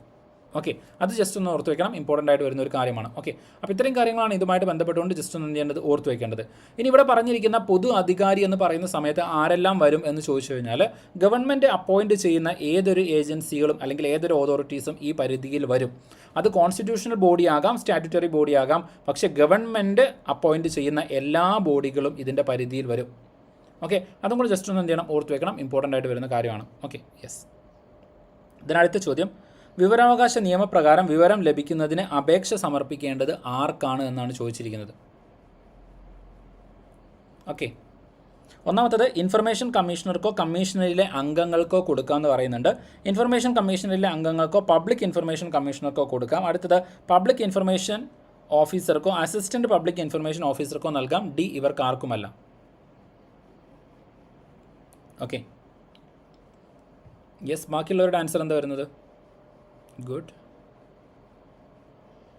Okay, yes, Jisna, Krishna, okay, yes, okay. So ഇവിടെ ആൻസർ ഡെഫിനറ്റ്ലി നിങ്ങൾ പറഞ്ഞ പോലെ C is the right answer. Public information ഓഫീസർക്കോ അസിസ്റ്റൻറ്റ് പബ്ലിക് ഇൻഫർമേഷൻ ഓഫീസർക്കോ ആയിരിക്കും ഈ ഒരു റിപ്പോർട്ട് നമ്മൾ എന്ത് ചെയ്യേണ്ടത്, ഈ ഒരു ആവശ്യം നമ്മൾ എന്ത് ചെയ്യേണ്ടത്, സമർപ്പിക്കേണ്ടത്. ഓക്കെ, അപ്പോൾ അത് ജസ്റ്റ് ഒന്ന് എന്ത് ചെയ്യണം, ഓർത്ത് വെക്കണം, ഇമ്പോർട്ടൻ്റ് ആയിട്ട് വരുന്ന ഒരു കാര്യമാണ്. ഇവർക്കാണ് നമ്മൾ എന്ത് ചെയ്യേണ്ടത്, അപേക്ഷ സമർപ്പിക്കേണ്ടത്. ഇനി നമ്മൾ ഈ ഒരു അപേക്ഷ സമർപ്പിച്ചു, പക്ഷേ അതിൽ ഇവർ പ്രത്യേകിച്ച് ആക്ഷൻ ഒന്നും എടുക്കുന്നില്ല എന്ന് വിചാരിക്കാം. ഓക്കെ, അവർ ആക്ഷൻ ഒന്നും എടുക്കുന്നില്ല, നമുക്ക് തൃപ്തികരമായിട്ടുള്ള മറുപടി കാര്യങ്ങളൊന്നും തരുന്നില്ലെങ്കിൽ നമുക്ക് അപ്രോച്ച് ചെയ്യാൻ വേണ്ടിയിട്ട് പറ്റുന്ന ഹയർ ഓതോറിറ്റീസ് ആണ് ഈ പറയുന്ന ഇൻഫർമേഷൻ കമ്മീഷണേഴ്സ് എന്ന് പറയുന്നത്.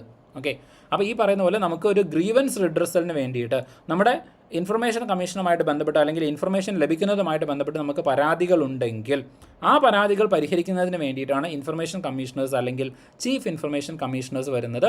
അതൊന്ന് ഓർത്ത് വെക്കണം, ഇമ്പോർട്ടൻ്റ് ആയിട്ട് വരുന്നുണ്ട്. ഇനി ഇവിടെ നിങ്ങൾ നോക്കുകയാണെങ്കിൽ ഈ പബ്ലിക് ഇൻഫർമേഷൻ ഓഫീസർക്ക് നോർമലി നിങ്ങളൊരു അപേക്ഷ കൊടുത്തു കഴിഞ്ഞാൽ അപേക്ഷാ ഫീസ് വരുന്നത് 10 രൂപയാണ്. ആ 10 രൂപ വെച്ചുകൊണ്ട് നിങ്ങൾ അപേക്ഷാ ഫീസ് കൊടുക്കുകയാണെന്നുണ്ടെങ്കിൽ, അപേക്ഷാ ഫീസ് വെച്ച് നിങ്ങൾ അപേക്ഷ കൊടുക്കുകയാണെന്നുണ്ടെങ്കിൽ 30 ദിവസത്തിൻ്റെ ഇടയ്ക്ക്, ഓക്കെ, 30 ദിവസത്തിൻ്റെ ഇടയ്ക്ക് ആ ഒരു ഇൻഫർമേഷൻ നിങ്ങൾക്ക് നൽകേണ്ടതായിട്ട് വരുന്നുണ്ട്. ഓക്കെ, ഇനി അതല്ല നിങ്ങൾ കൊടുക്കുന്നത് അസിസ്റ്റൻറ്റ് പബ്ലിക് ഇൻഫർമേഷൻ ഓഫീസർ കാണുന്നുണ്ടെങ്കിൽ 35 ദിവസത്തിൻ്റെ ഉള്ളിൽ നിങ്ങൾക്ക് ഇൻഫർമേഷൻ ലഭിക്കുന്നതായിരിക്കും.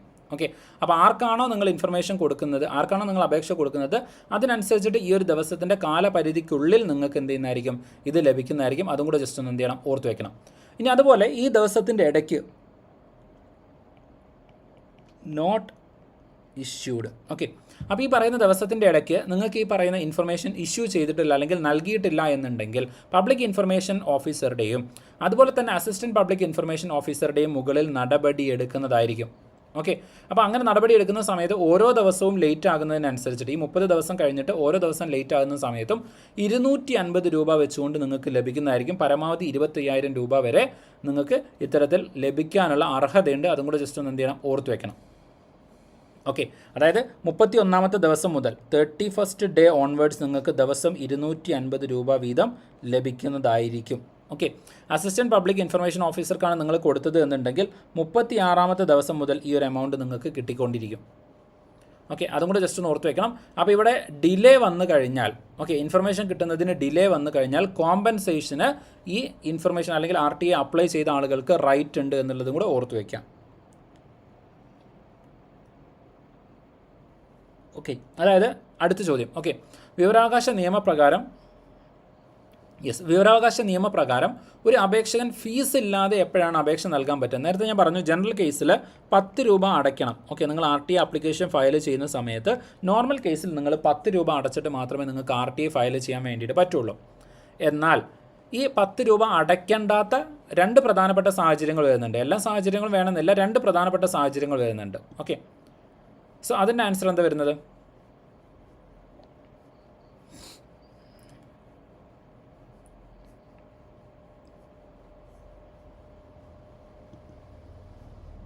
ഓക്കെ, യെസ്, ഓൾമോസ്റ്റ് എല്ലാവരുടെയും ആൻസേഴ്സ് കറക്റ്റാണ്.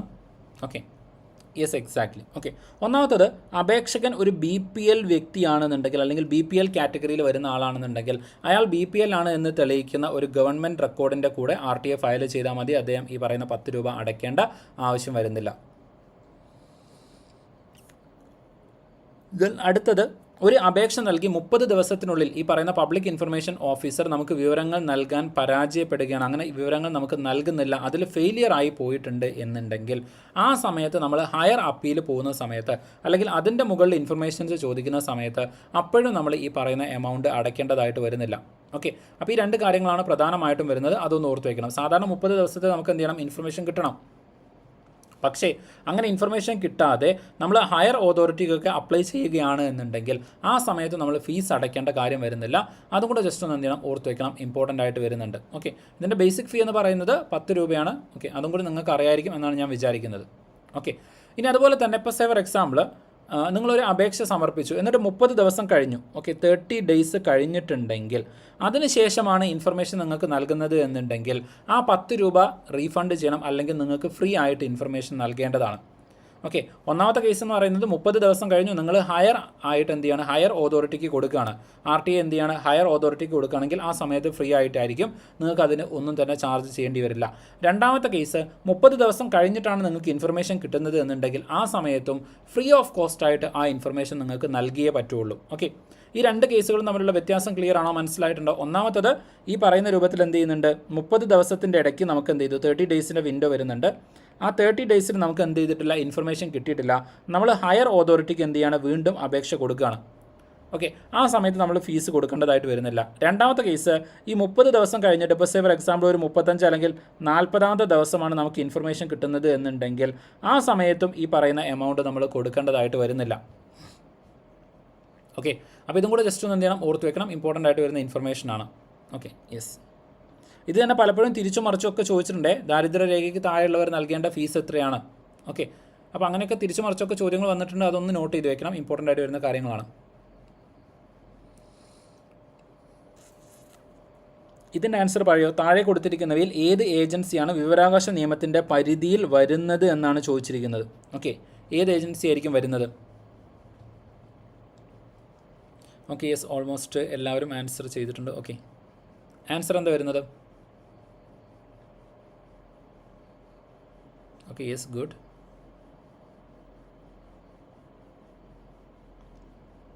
Okay, fine, good. ഓക്കെ, അപ്പോൾ ഇവിടെ നിങ്ങൾ നോക്കുക, പ്രധാനമന്ത്രിയുടെ ഓഫീസ് അല്ലെങ്കിൽ PMO ആണ്. ഓക്കെ, PMO ഇതിൻ്റെ പരിധിയിൽ വരുന്നുണ്ട്. നേരത്തെ നമ്മൾ പറഞ്ഞിട്ടുണ്ടായിരുന്നു ഏകദേശം 20ഓളം ഏജൻസികൾ ഇതിൻ്റെ പരിധിക്ക് പുറത്താണ്.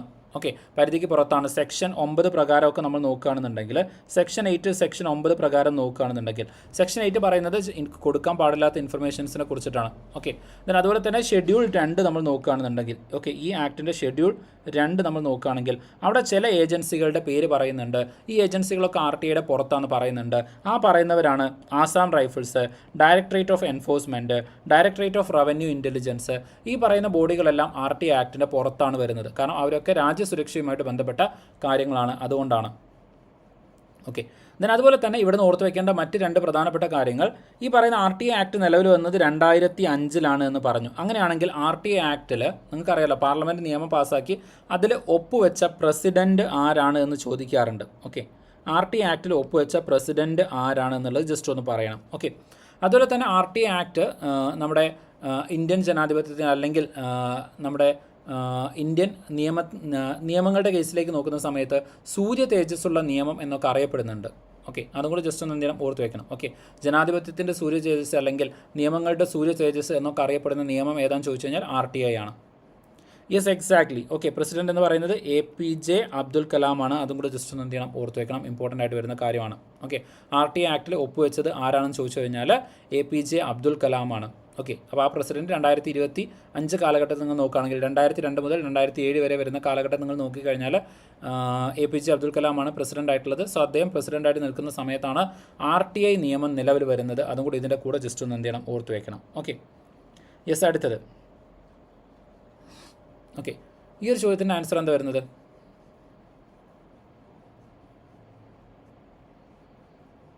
ഓക്കെ, ആൻസർ ജസ്റ്റ് ഒന്ന് കമൻറ്റ് ചെയ്യാൻ പറ്റുമോ?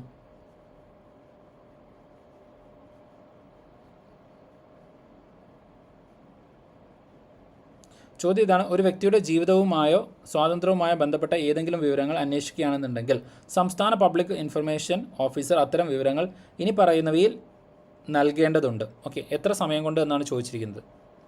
Yes, exactly. ഓക്കെ, 48 മണിക്കൂറിനുള്ളിൽ അത് നൽകിയേ പറ്റുള്ളൂ. നമ്മൾ ഓൾറെഡി ഡിസ്കസ് ചെയ്ത കാര്യമാണ്. ഓക്കെ, കാരണം ഒരാളുടെ ജീവനും സ്വത്തിനും ഏതെങ്കിലും തരത്തിലുള്ള പ്രശ്നങ്ങൾ വരുന്നുണ്ട് എന്നുണ്ടെങ്കിൽ സ്വാഭാവികമായിട്ടും 48 മണിക്കൂറിനുള്ളിൽ എന്ത് ചെയ്യണം, നമ്മൾ ആ ഇൻഫർമേഷൻ നൽകിയേ പാടുള്ളൂ എന്ന് പറയുന്നുണ്ട്. Okay, within the time limit എന്ത് ചെയ്യണം, കൊടുക്കണം.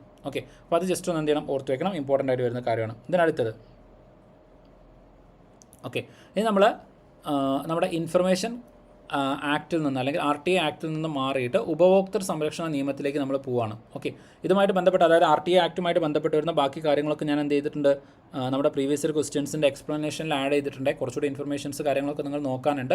ആ കാര്യങ്ങളൊക്കെ RTAയുടെ PYQ നോട്ട് ഷെയർ ചെയ്യുന്ന സമയത്ത് നിങ്ങളൊന്ന് മനസ്സിരുത്തിയിട്ട് എന്ത് ചെയ്യുക, ക്വസ്റ്റ്യൻസ് ഒക്കെ ഒന്ന് വായിച്ച് നോക്കുക. അപ്പോൾ നിങ്ങൾക്ക് കുറച്ചുകൂടി ഒരു ക്ലിയർ ആയിട്ട് ഈ ഒരു ഇൻഫർമേഷൻ കിട്ടുന്നതായിരിക്കും. ഓക്കെ, അത് വളരെ ഇമ്പോർട്ടൻ്റ് ആയിട്ട് വരുന്നതാണ്. PYQ നോട്ട് നിങ്ങൾ തീർച്ചയായിട്ടും എന്ത് ചെയ്യണം, വായിച്ച് നോക്കണം. Okay, yes. അപ്പോൾ അങ്ങനെയാണെങ്കിൽ നമുക്ക് എന്ത് ചെയ്യാം, അടുത്ത ചോദ്യത്തിലേക്ക് പോകാം. ഇതിൽ ഉപഭോക്തൃ സംരക്ഷണ നിയമവുമായിട്ട് ബന്ധപ്പെട്ട് വരുന്ന ചോദ്യമാണ് ചോദിച്ചിരിക്കുന്നത്. ഇതിൻ്റെ ആൻസർ എന്താ വരുന്നത്?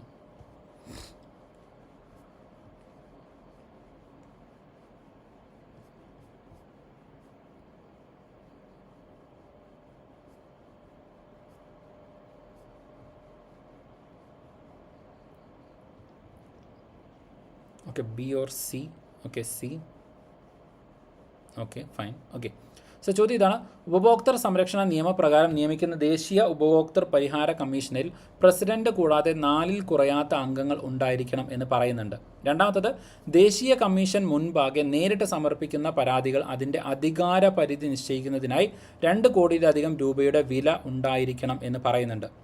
ഓക്കെ, യെസ്, 2 സ്റ്റേറ്റ്മെൻറ്റ്സും ശരിയാണ്. So the answer is C 1 and 2. Okay, അപ്പോൾ ദേശീയ കമ്മീഷനെ നമ്മൾ നോക്കുകയാണെന്നുണ്ടെങ്കിൽ ദേശീയ കമ്മീഷൻ്റെ സ്ട്രെങ്ത്ത് അല്ലെങ്കിൽ കോമ്പോസിഷൻ നമ്മൾ നോക്കുകയാണെന്നുണ്ടെങ്കിൽ അവിടെ പറഞ്ഞിരിക്കുന്നത് പ്രസിഡന്റ് കൂടാതെ 4-ൽ കുറയാത്ത അംഗങ്ങൾ ഉണ്ടായിരിക്കണം എന്ന് വെച്ച് കഴിഞ്ഞാൽ ഒരു 5 മെമ്പർ പ്ലസ് ബോഡിയാണ്. 5 അംഗങ്ങളെങ്കിലും ഉണ്ടായിരിക്കണം. എങ്ങനെയാണ്? പ്രസിഡന്റ് പ്ലസ് 4 അംഗങ്ങളിൽ കുറയാത്ത ആൾക്കാരുണ്ടായിരിക്കണം. എന്ന് വെച്ച് കഴിഞ്ഞാൽ ടോട്ടലായിട്ട് 5 അംഗങ്ങളിൽ കൂടുതലായിട്ടായിരിക്കും സാധാരണ ഈ പറയുന്ന കൺസ്യൂമർ പ്രൊട്ടക്ഷൻ റൈറ്റ് അല്ലെങ്കിൽ കൺസ്യൂമർ പ്രൊട്ടക്ഷൻ അതോറിറ്റി വരുന്നത്. അത് അങ്ങനെ തന്നെ ജസ്റ്റ് ഒന്ന് എന്ത് ചെയ്യണം, ഓർത്ത് വയ്ക്കണം. Okay, yes. ഇനി ഇതുമായിട്ട് ബന്ധപ്പെട്ടുകൊണ്ട് നമ്മൾ ഈ കൺസ്യൂമർ പ്രൊട്ടക്ഷൻ്റെ ആക്ട് ഓൾറെഡി നമ്മൾ ഡിസ്കസ് ചെയ്തതുകൊണ്ടാണ്. അപ്പോൾ ആ ഒരു സൈഡിലേക്ക് നമ്മൾ എന്ത് ചെയ്യുന്നില്ല, പോകുന്നില്ല. പക്ഷേ ഇതിൽ പറഞ്ഞ രണ്ടാമത്തെ സ്റ്റേറ്റ്മെൻറ്റ് ജസ്റ്റ് ഒന്ന് ഓർത്ത് വയ്ക്കണം. ദേശീയ കമ്മീഷന് മുൻപാകെ നമുക്ക് ഒരു പരാതി സമർപ്പിക്കണമെന്നുണ്ടെങ്കിൽ നമ്മൾ വാങ്ങിച്ചിരിക്കുന്ന ആ ഒരു പ്രൊഡക്റ്റ് അല്ലെങ്കിൽ നമുക്ക് ലഭിച്ചിരിക്കുന്ന സേവനം എന്ന് പറയുന്നത് 2 കോടിയിൽ കൂടുതലായിരിക്കണം. ഓക്കെ, 50 ലക്ഷം വരെയാണെങ്കിൽ നമ്മൾ ഡിസ്ട്രിക്ട് കമ്മീഷനെ ആയിരിക്കും സമീപിക്കുന്നത്. 50 ലക്ഷം മുതൽ 2 കോടി വരെയാണെന്നുണ്ടെങ്കിൽ സംസ്ഥാന ഉപഭോക്തൃ കമ്മീഷനെ ആയിരിക്കും നമ്മൾ അപ്രോച്ച് ചെയ്യുന്നത്. 2 കോടിക്ക് മുകളിലാണെന്നുണ്ടെങ്കിൽ ദേശീയ ഉപഭോക്തൃ കമ്മീഷനെ നമുക്ക് അപ്പോയിൻറ്റ് ചെയ്യാൻ വേണ്ടിയിട്ട് പറ്റും. ഈ ദേശീയ ഉപഭോക്തൃ കമ്മീഷൻ്റെ വിധിയിൽ നമുക്ക് താല്പര്യമില്ല അല്ലെങ്കിൽ നമുക്ക് അതൃപ്തി ഉണ്ടെന്നുണ്ടെങ്കിൽ സുപ്രീം കോടതിയെ നമുക്ക് സമീപിക്കാൻ വേണ്ടിയിട്ട് സാധിക്കും. എന്ന് വെച്ച് കഴിഞ്ഞാൽ ഉപഭോക്തൃ നിയമത്തിലെ ഫൈനൽ ഓതോറിറ്റി എന്ന് പറയുന്നത്, ഫൈനൽ വേർഡിക്റ്റ് എന്ന് പറയുന്നത് സുപ്രീം കോടതിയിൽ നിന്ന് തന്നെയാണ് വരുന്നത്. അതും കൂടെ ജസ്റ്റ് ഒന്ന് എന്ത് ചെയ്യണം, ഓർത്ത് വയ്ക്കണം. ഇമ്പോർട്ടൻ്റ് ആയിട്ട് വരുന്ന കാര്യമാണ്. ഇനി ഇതുമായിട്ട് ബന്ധപ്പെട്ട ബാക്കി കാര്യങ്ങളൊക്കെ നമ്മൾ പറഞ്ഞിട്ടുണ്ടായിരുന്നു. 1986 ആക്ട് വരുന്നുണ്ട്. 2019 നമ്മൾ അതിനെ പരിഷ്കരിക്കുന്നുണ്ട്. ഇ കൊമേഴ്സ് പോലുള്ള കാര്യങ്ങളൊക്കെ ഇതിൻ്റെ ഭാഗമായിട്ട് ഇൻക്ലൂഡ് ചെയ്തിട്ടുണ്ടായിരുന്നു. ഈ കാര്യങ്ങളൊക്കെ ഉപഭോക്തൃ നിയമവുമായിട്ട് ബന്ധപ്പെട്ട് വരുന്ന കാര്യങ്ങളും അതിൻ്റെ ഡിഫറൻറ്റ് സെക്ഷൻസൊക്കെ നമ്മൾ ക്ലാസ്സിൽ ഡിസ്കസ് ചെയ്തിട്ടുണ്ടായിരുന്നു. ആ ഭാഗങ്ങൾ നിങ്ങൾ എന്ത് ചെയ്യണം, ഒന്ന് റിവൈസ് ചെയ്യണം. ഇമ്പോർട്ടൻ്റ് ആയിട്ട് വരുന്ന കാര്യങ്ങളാണ്. Okay, yes. അപ്പോൾ ഇത്രയും കാര്യങ്ങളാണ് പ്രധാനമായിട്ടും ഇവിടെ ഒന്ന് ഓർത്ത് വയ്ക്കേണ്ടത്. ഓക്കെ, അങ്ങനെയാണെങ്കിൽ നമുക്ക് എന്ത് ചെയ്യാം, അടുത്ത ചോദ്യത്തിലേക്ക് പോകാം. താഴെ പറയുന്നതിൽ ഉപഭോക്തൃ നിയമത്തിൻ്റെ പരിധിയിൽ വരാത്തത് ഏതെന്നാണ് ചോദിച്ചിരിക്കുന്നത്. ഓക്കെ, ഇത് നല്ലൊരു ചോദ്യമാണ്. ഓക്കെ, ഉപഭോക്തൃ നിയമത്തിൻ്റെ അല്ലെങ്കിൽ ഉപഭോക്തൃ കമ്മീഷൻ്റെ പരിധിയിൽ വരാത്ത കാര്യങ്ങൾ ഏതാണ്? ഉപഭോക്തൃ നിയമത്തിൻ്റെ പരിധിയിൽ വരാത്തത് ഏതെന്നാണ് ചോദിച്ചിരിക്കുന്നത്. ഓക്കെ, ആൻസർ എന്താ വരിക?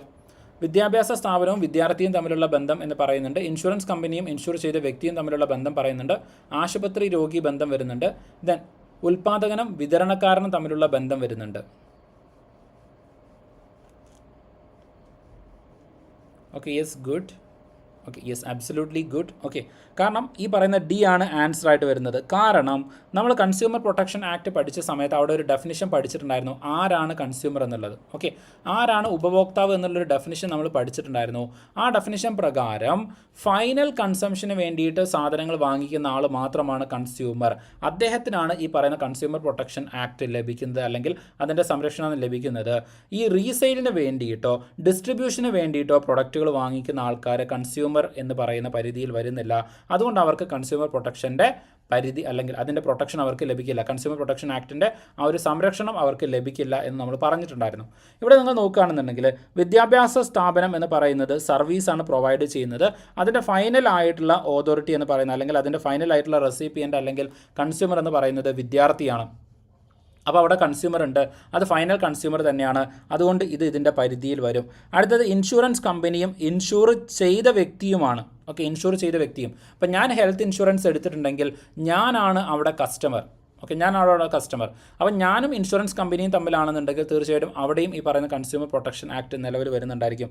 അടുത്തത് ആശുപത്രി പ്രൊവൈഡ് ചെയ്യുന്നത് സേവനമാണ്, രോഗിക്കാണ് അത് പ്രൊവൈഡ് ചെയ്യുന്നത്. അപ്പോൾ രോഗിയുടെ കേസിലേക്കും കൺസ്യൂമർ പ്രൊട്ടക്ഷൻ ആക്ട് നിലവിൽ വരുന്നുണ്ടായിരിക്കും. എന്നാൽ ഒരു ഉൽപ്പാദകനും വിതരണക്കാരനും നിങ്ങൾ നോക്കുകയാണെന്നുണ്ടെങ്കിൽ ഒരു പ്രൊഡക്റ്റ് നമ്മൾ എന്ത് ചെയ്യണം, ഉൽപ്പാദിപ്പിക്കുകയാണ്. ഓക്കെ, ഒരു പ്രോഡക്റ്റ് നമ്മൾ പ്രൊഡ്യൂസ് ചെയ്തു. ഓക്കെ, ഒരു പ്രോഡക്റ്റ് നമ്മൾ പ്രൊഡ്യൂസ് ചെയ്തു. ഈ പ്രൊഡ്യൂസ് ചെയ്ത പ്രോഡക്റ്റ് അത് നമ്മൾ സെല്ല് ചെയ്യാമെന്ന് വിചാരിക്കുക. ഓക്കെ, അപ്പോൾ അത് സെല്ല് ചെയ്യണമെന്നുണ്ടെങ്കിൽ ആദ്യം നമ്മൾ എന്ത് ചെയ്യണം? ഇതിനെ ഡിസ്ട്രിബ്യൂട്ട് ചെയ്യണം. ഓക്കെ, ഡിസ്ട്രിബ്യൂഷൻ വരുന്നുണ്ട്, ഇതിൻ്റെ വിതരണം വരുന്നുണ്ട്. ഈ ഡിസ്ട്രിബ്യൂഷൻ ചെയ്തതിന് ശേഷം ആ ഡിസ്ട്രിബ്യൂഷൻ എന്ത് ചെയ്യുന്നതായിരിക്കും? ആളുകളിലേക്ക് എത്തുന്നുണ്ടായിരിക്കും. ഇവിടെയാണ് ഫൈനൽ കൺസ്യൂമർ വരുന്നത്. ഓക്കെ, ഫൈനൽ കൺസ്യൂമർ വരുന്നത്. അപ്പോൾ ഇങ്ങനെ ഈ ഫൈനൽ കൺസ്യൂമർ വരുന്ന സമയത്ത് ഈ ഫൈനൽ കൺസ്യൂമർ മാത്രമാണ് ഇതിൻ്റെ പരിധിയിലേക്ക് വരുന്നത്. ഓക്കെ, ഫൈനൽ കൺസ്യൂമർ മാത്രമാണ് കൺസ്യൂമർ എന്ന് പറയുന്ന ഡെഫിനിഷൻ്റെ പരിധിയിലേക്ക് വരുന്നത്. അതുകൊണ്ട് തന്നെ ഈ പറയുന്ന പ്രൊഡക്റ്റ് പ്രൊഡ്യൂസറും ഡിസ്ട്രിബ്യൂട്ടറും ഇതിൻ്റെ പരിധിയിൽ വരുന്നില്ല. അവർക്ക് കൺസ്യൂമർ പ്രൊട്ടക്ഷൻ ആക്ടിൻ്റെ സംരക്ഷണം ലഭിക്കില്ല. അത് ജസ്റ്റ് ഒന്ന് എന്ത് ചെയ്യണം? ഓർത്ത് വയ്ക്കണം. ഇമ്പോർട്ടൻ്റ് ആയിട്ട് വരുന്ന കാര്യങ്ങളാണ്. ഓക്കെ, അപ്പോൾ ആരൊക്കെയാണ് ഇതിൻ്റെ പുറത്ത് വരുന്നതെന്ന് വെച്ച് കഴിഞ്ഞാൽ, ഒന്ന് ഡിസ്ട്രിബ്യൂട്ടേഴ്സ് ഇതിൻ്റെ പുറത്താണ് വരുന്നത്. അടുത്തത് കൊമേഴ്ഷ്യൽ പർപ്പസിന് വേണ്ടിയിട്ട് വാങ്ങിക്കുന്ന ആൾക്കാർ, റീസെയിലിന് വേണ്ടിയിട്ട് വാങ്ങിക്കുന്ന ആൾക്കാർക്ക് ഇവർക്കൊന്നും തന്നെ കൺസ്യൂമർ റൈറ്റിൻ്റെ പ്രൊട്ടക്ഷൻ അവൈലബിൾ അല്ല. ആർക്കൊക്കെയാണ്? റീസെയിലിന് വേണ്ടിയിട്ട്, ഓക്കെ, അതുപോലെ തന്നെ ഡിസ്ട്രിബ്യൂഷന് വേണ്ടിയിട്ട്, അതല്ലെങ്കിൽ കൊമേഴ്ഷ്യൽ പർപ്പസിന് വേണ്ടിയിട്ട്. Okay, commercial purpose. അപ്പോൾ ഇത്തരം കാര്യങ്ങൾക്കൊക്കെ വേണ്ടിയിട്ട് വാങ്ങിക്കുന്നവരാണെന്നുണ്ടെങ്കിൽ അവർക്ക് ഈ പറയുന്ന കൺസ്യൂമർ പ്രൊട്ടക്ഷൻ ആക്ടിൻ്റെ സംരക്ഷണം ലഭിക്കില്ല. ഓക്കെ, അത് ജസ്റ്റ് ഒന്ന് എന്ത് ചെയ്യണം? ഓർത്ത് വയ്ക്കണം. ഇമ്പോർട്ടൻ്റ് ആയിട്ട് വരുന്നുണ്ട്. അതുപോലെ തന്നെ സൗജന്യമായിട്ട് കൊടുക്കുന്ന സേവനങ്ങൾ അതും ഈ പറയുന്ന കൺസ്യൂമർ പ്രൊട്ടക്ഷൻ ആക്ടിൻ്റെ പരിധിയിൽ വരില്ല എന്ന് നമ്മൾ പറഞ്ഞിട്ടുണ്ടായിരുന്നു. ഡിസ്ട്രിബ്യൂട്ടേഴ്സിന് പ്രൊട്ടക്ഷൻ കിട്ടില്ല സർ. ഇല്ല, അവർക്ക് പ്രൊട്ടക്ഷൻ കിട്ടില്ല. ഡിസ്ട്രിബ്യൂട്ടേഴ്സിന് അവർ കൺസ്യൂമേഴ്സ് അല്ല, അവർ ആ പ്രൊഡക്റ്റ് ഉപയോഗിക്കുന്നില്ല. അവർ ആ സാധനം ഒരു സ്ഥലത്ത് നിന്ന് എടുത്ത് മറ്റൊരു സ്ഥലത്തേക്ക് ഡെലിവറി ചെയ്യുക മാത്രമാണ്, അല്ലെങ്കിൽ അതിൻ്റെ ഇൻ്റർമീഡിയറ്റ് ആയിട്ട് മാത്രമാണ് പ്രവർത്തിക്കുന്നത്. അതുകൊണ്ട് അവർക്ക് അതിൻ്റെ പ്രൊട്ടക്ഷൻ കിട്ടില്ല. ഇത് കുറച്ചുകൂടെ നല്ല രൂപത്തിലേക്ക് കുറച്ചുകൂടെ എന്ത് ചെയ്യുന്നുണ്ട്? PSC ചോദിച്ചിട്ടുണ്ട്. ഓക്കെ, ആ ചോദ്യം നമ്മൾ കുറച്ചുകൂടെ കഴിയുമ്പോൾ നിങ്ങൾ കാണും. Okay, yes. ഇതിനടുത്തത് താഴെ പറയുന്നതിൽ ഏതാണ് ഉപഭോക്തൃ സംരക്ഷണത്തിൻ്റെ നിയമം അനുസരിച്ചിട്ട് ഉപഭോക്തൃ അവകാശം അല്ലാത്തത് എന്നാണ് ചോദിച്ചിരിക്കുന്നത്? Okay,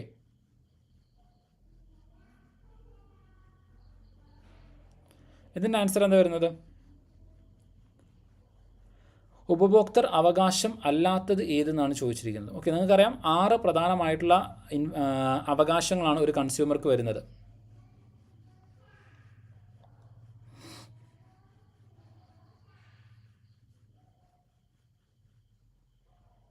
okay, SC. Okay, yes. അപ്പോൾ ഇവിടെ നമ്മൾ നോക്കുകയാണെന്നുണ്ടെങ്കിൽ, ഒന്ന്, തിരഞ്ഞെടുക്കാനുള്ള അവകാശം, റൈറ്റ് ടു ചോയ്സ് വരുന്നുണ്ട്. ഉപഭോക്തൃ വിദ്യാഭ്യാസം അല്ലെങ്കിൽ right to information, right to awareness വരുന്നുണ്ട്. വില പേശാനുള്ള അവകാശം, അത് നമ്മൾ പഠിച്ചിട്ടുണ്ടായിരുന്നു. വില പേശാനുള്ള അവകാശം, ബാർഗെയിനിങ് എന്ന് പറയുന്നത് വരുന്നില്ല എന്ന് പഠിച്ചിട്ടുണ്ടായിരുന്നു. കേൾക്കാനുള്ള അവകാശം അല്ലെങ്കിൽ പ്രാതിനിധ്യത്തിനുള്ള അവകാശം വരുന്നുണ്ട്, നമ്മൾ പഠിച്ചിട്ടുണ്ടായിരുന്നു.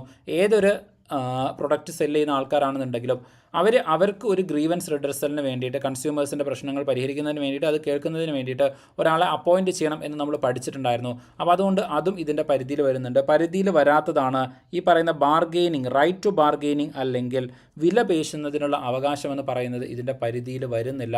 അത് നിർബന്ധമായിട്ടും ഓർത്ത് വയ്ക്കണം. ഓക്കെ, ഇത് എക്സംഷനായിട്ട് പ്രത്യേകമായിട്ട് കൊടുത്തിട്ടുണ്ട്. അതുകൊണ്ട് വളരെ ഇമ്പോർട്ടൻ്റ് ആയിട്ട് വരുന്ന കാര്യങ്ങളാണ്.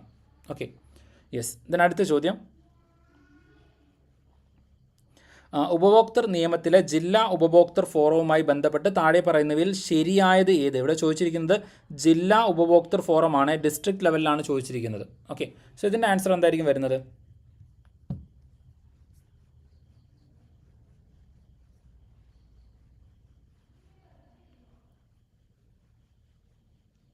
ബാർഗെയിനിങ് ചെയ്യാൻ പറ്റും, പക്ഷേ അത് നമ്മുടെ അവകാശമല്ല. ഓക്കെ, അപ്പോൾ ജസ്റ്റ് ഞാൻ നിങ്ങളുടെ അടുത്ത് ചോദിക്കുകയാണ്, നിങ്ങൾക്ക് തെരഞ്ഞെടുപ്പിൽ വോട്ട് ചെയ്യാൻ പറ്റുമെന്ന് ചോദിച്ചു കഴിഞ്ഞാൽ, യെസ്, നിങ്ങൾക്ക് തെരഞ്ഞെടുപ്പിൽ വോട്ട് ചെയ്യാം. പക്ഷേ അത് ഫണ്ടമെൻ്റൽ റൈറ്റ് ആണോ? അല്ല. ഓക്കെ, നിങ്ങൾക്ക് ചെയ്യാം, നിങ്ങൾക്ക് ബാർഗെയിൻ ചെയ്യാം. അത് 2 പേർക്കും കൂടെ ഫൈനലായിട്ട് എന്തിലാണോ വരുന്നത് ആ ഫൈനലായിട്ടുള്ള കാര്യത്തിൽ മാത്രം എന്ത് ചെയ്യാൻ തീരുമാനിക്കാം. അപ്പോൾ നിങ്ങൾ ബാർഗെയിൻ ചെയ്യാൻ പോകുന്ന സമയത്ത് അയാൾ പറയാണ്, ഞാൻ ബാർഗെയിനിങ്ങിന് തയ്യാറല്ല, നിങ്ങൾ ഈ പ്രൊഡക്റ്റ് വേണേ വാങ്ങിച്ചോ, ഞാൻ ബാർഗെയിനിങ്ങിനില്ല എന്ന് പറഞ്ഞു കഴിഞ്ഞാൽ അവിടെ ഇരുന്നിട്ട് ഞാൻ ബാർഗെയിൻ ചെയ്തിട്ടേ പോവൂ എന്ന് നിങ്ങൾക്ക് പറയാൻ പറ്റില്ല. എന്നാൽ അതേസമയം നിങ്ങളൊരു പ്രൊഡക്റ്റ് വാങ്ങിക്കുകയാണെങ്കിൽ നിങ്ങൾക്ക് ആ പ്രൊഡക്റ്റുമായിട്ട് ബന്ധപ്പെട്ട് വരുന്ന അതായത് ഈ പ്രൊഡക്റ്റ് എങ്ങനെ യൂസ് ചെയ്യണം, അല്ലെങ്കിൽ ഈ പ്രൊഡക്റ്റിൻ്റെ ഉപയോഗം എന്താണ്, ഓക്കെ, അങ്ങനത്തെ കാര്യങ്ങളൊക്കെ നിങ്ങൾക്ക് ചോദിച്ച് മനസ്സിലാക്കാം. അങ്ങനെ നിങ്ങൾ ചോദിക്കുന്ന ഇൻഫർമേഷൻ പ്രൊവൈഡ് ചെയ്യാൻ ആ കടക്കാരൻ ബാധ്യസ്ഥനാണ്. കാരണം എന്താണ്, ഇവിടെ ആദ്യം പറഞ്ഞ പോയിന്റ് റൈറ്റ് ടു എഡ്യൂക്കേഷൻ അല്ലെങ്കിൽ റൈറ്റ് ടു ഇൻഫർമേഷൻ എന്ന് പറയുന്നത് കൺസ്യൂമർ പ്രൊട്ടക്ഷൻ്റെ കീഴിലും ഒരു അവകാശമാണ്. അപ്പോൾ പ്രൊഡക്റ്റിനെ കുറിച്ചിട്ട് അറിയാൻ വേണ്ടിയിട്ട് നിങ്ങൾക്ക് എന്തും ചോദിക്കാം. ആ ചോദിക്കുന്നതിന് അവർ നിങ്ങൾക്ക് മറുപടി പറഞ്ഞേ പറ്റൂ. Okay, yes. അപ്പോൾ അതുകൊണ്ട് ബാർഗെയിനിങ് പറ്റില്ല എന്നല്ല പറയുന്നത്, ബാർഗെയിനിങ് ഒരു അവകാശമായിട്ട് വെക്കാൻ പറ്റില്ല. ഓക്കെ, ബാർഗെയിൻ ചെയ്തിട്ട് ഞാൻ പ്രോഡക്റ്റ് വാങ്ങിക്കും അങ്ങനെ പറയാൻ പറ്റില്ല. Okay, yes. സോ ഇതിൻ്റെ ആൻസേഴ്സ് ഡിഫറെൻ്റ് ആയിട്ടുള്ള ആൻസേഴ്സ് വരുന്നുണ്ട്. ഇവയിലൊന്നും ശരിയല്ല എന്ന് പറയുന്നുണ്ട്. Okay, yes. അപ്പോൾ നമുക്ക് നോക്കാം ഇതിലേതാണ് ആൻസർ ആയിട്ട് വരുന്നത് എന്നുള്ളത്. ഒന്നാമത്തത്, ജില്ലാ ഉപഭോക്തൃ തർക്ക പരിഹാര ഫോറത്തിന് പ്രസിഡൻറ്റും കൂടാതെ കുറഞ്ഞത് 3 അംഗങ്ങളും ഉണ്ടായിരിക്കണം എന്ന് പറയുന്നുണ്ട്.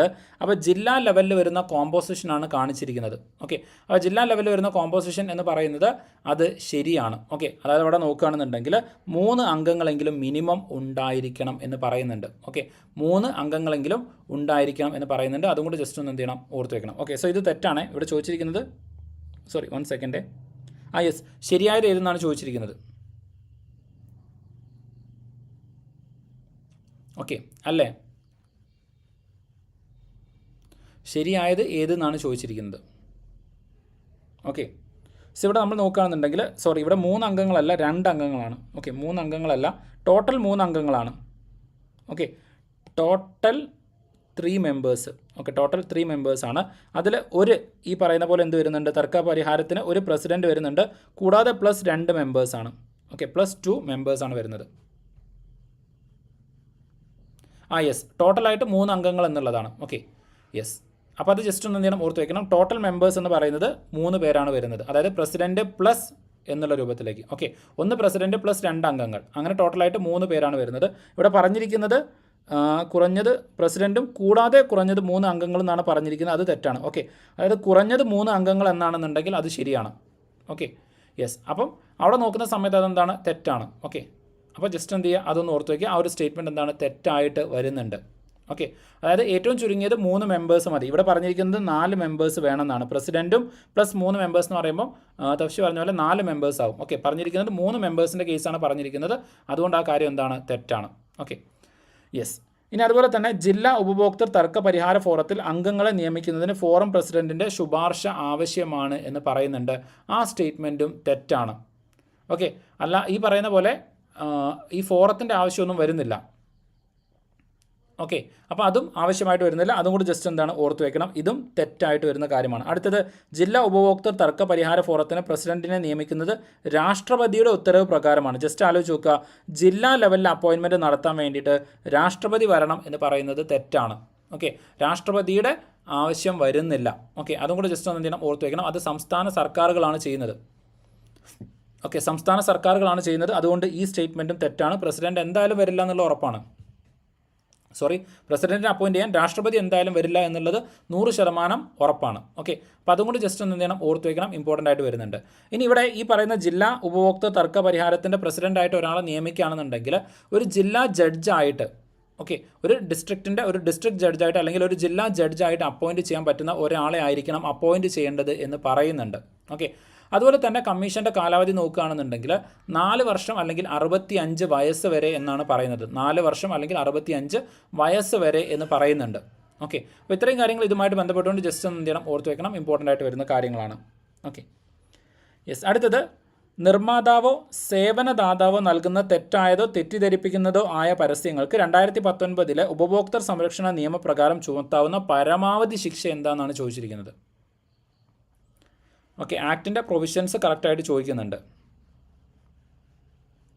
ഓക്കെ, നിർമ്മാതാവോ സേവനദാതാവോ നൽകുന്ന തെറ്റായതോ തെറ്റിദ്ധരിപ്പിക്കുന്നതോ ആയ പരസ്യങ്ങൾക്ക് 2019 ഉപഭോക്തൃ സംരക്ഷണ നിയമപ്രകാരം ചുമത്താവുന്ന പരമാവധി ശിക്ഷ എന്താണ്? Okay,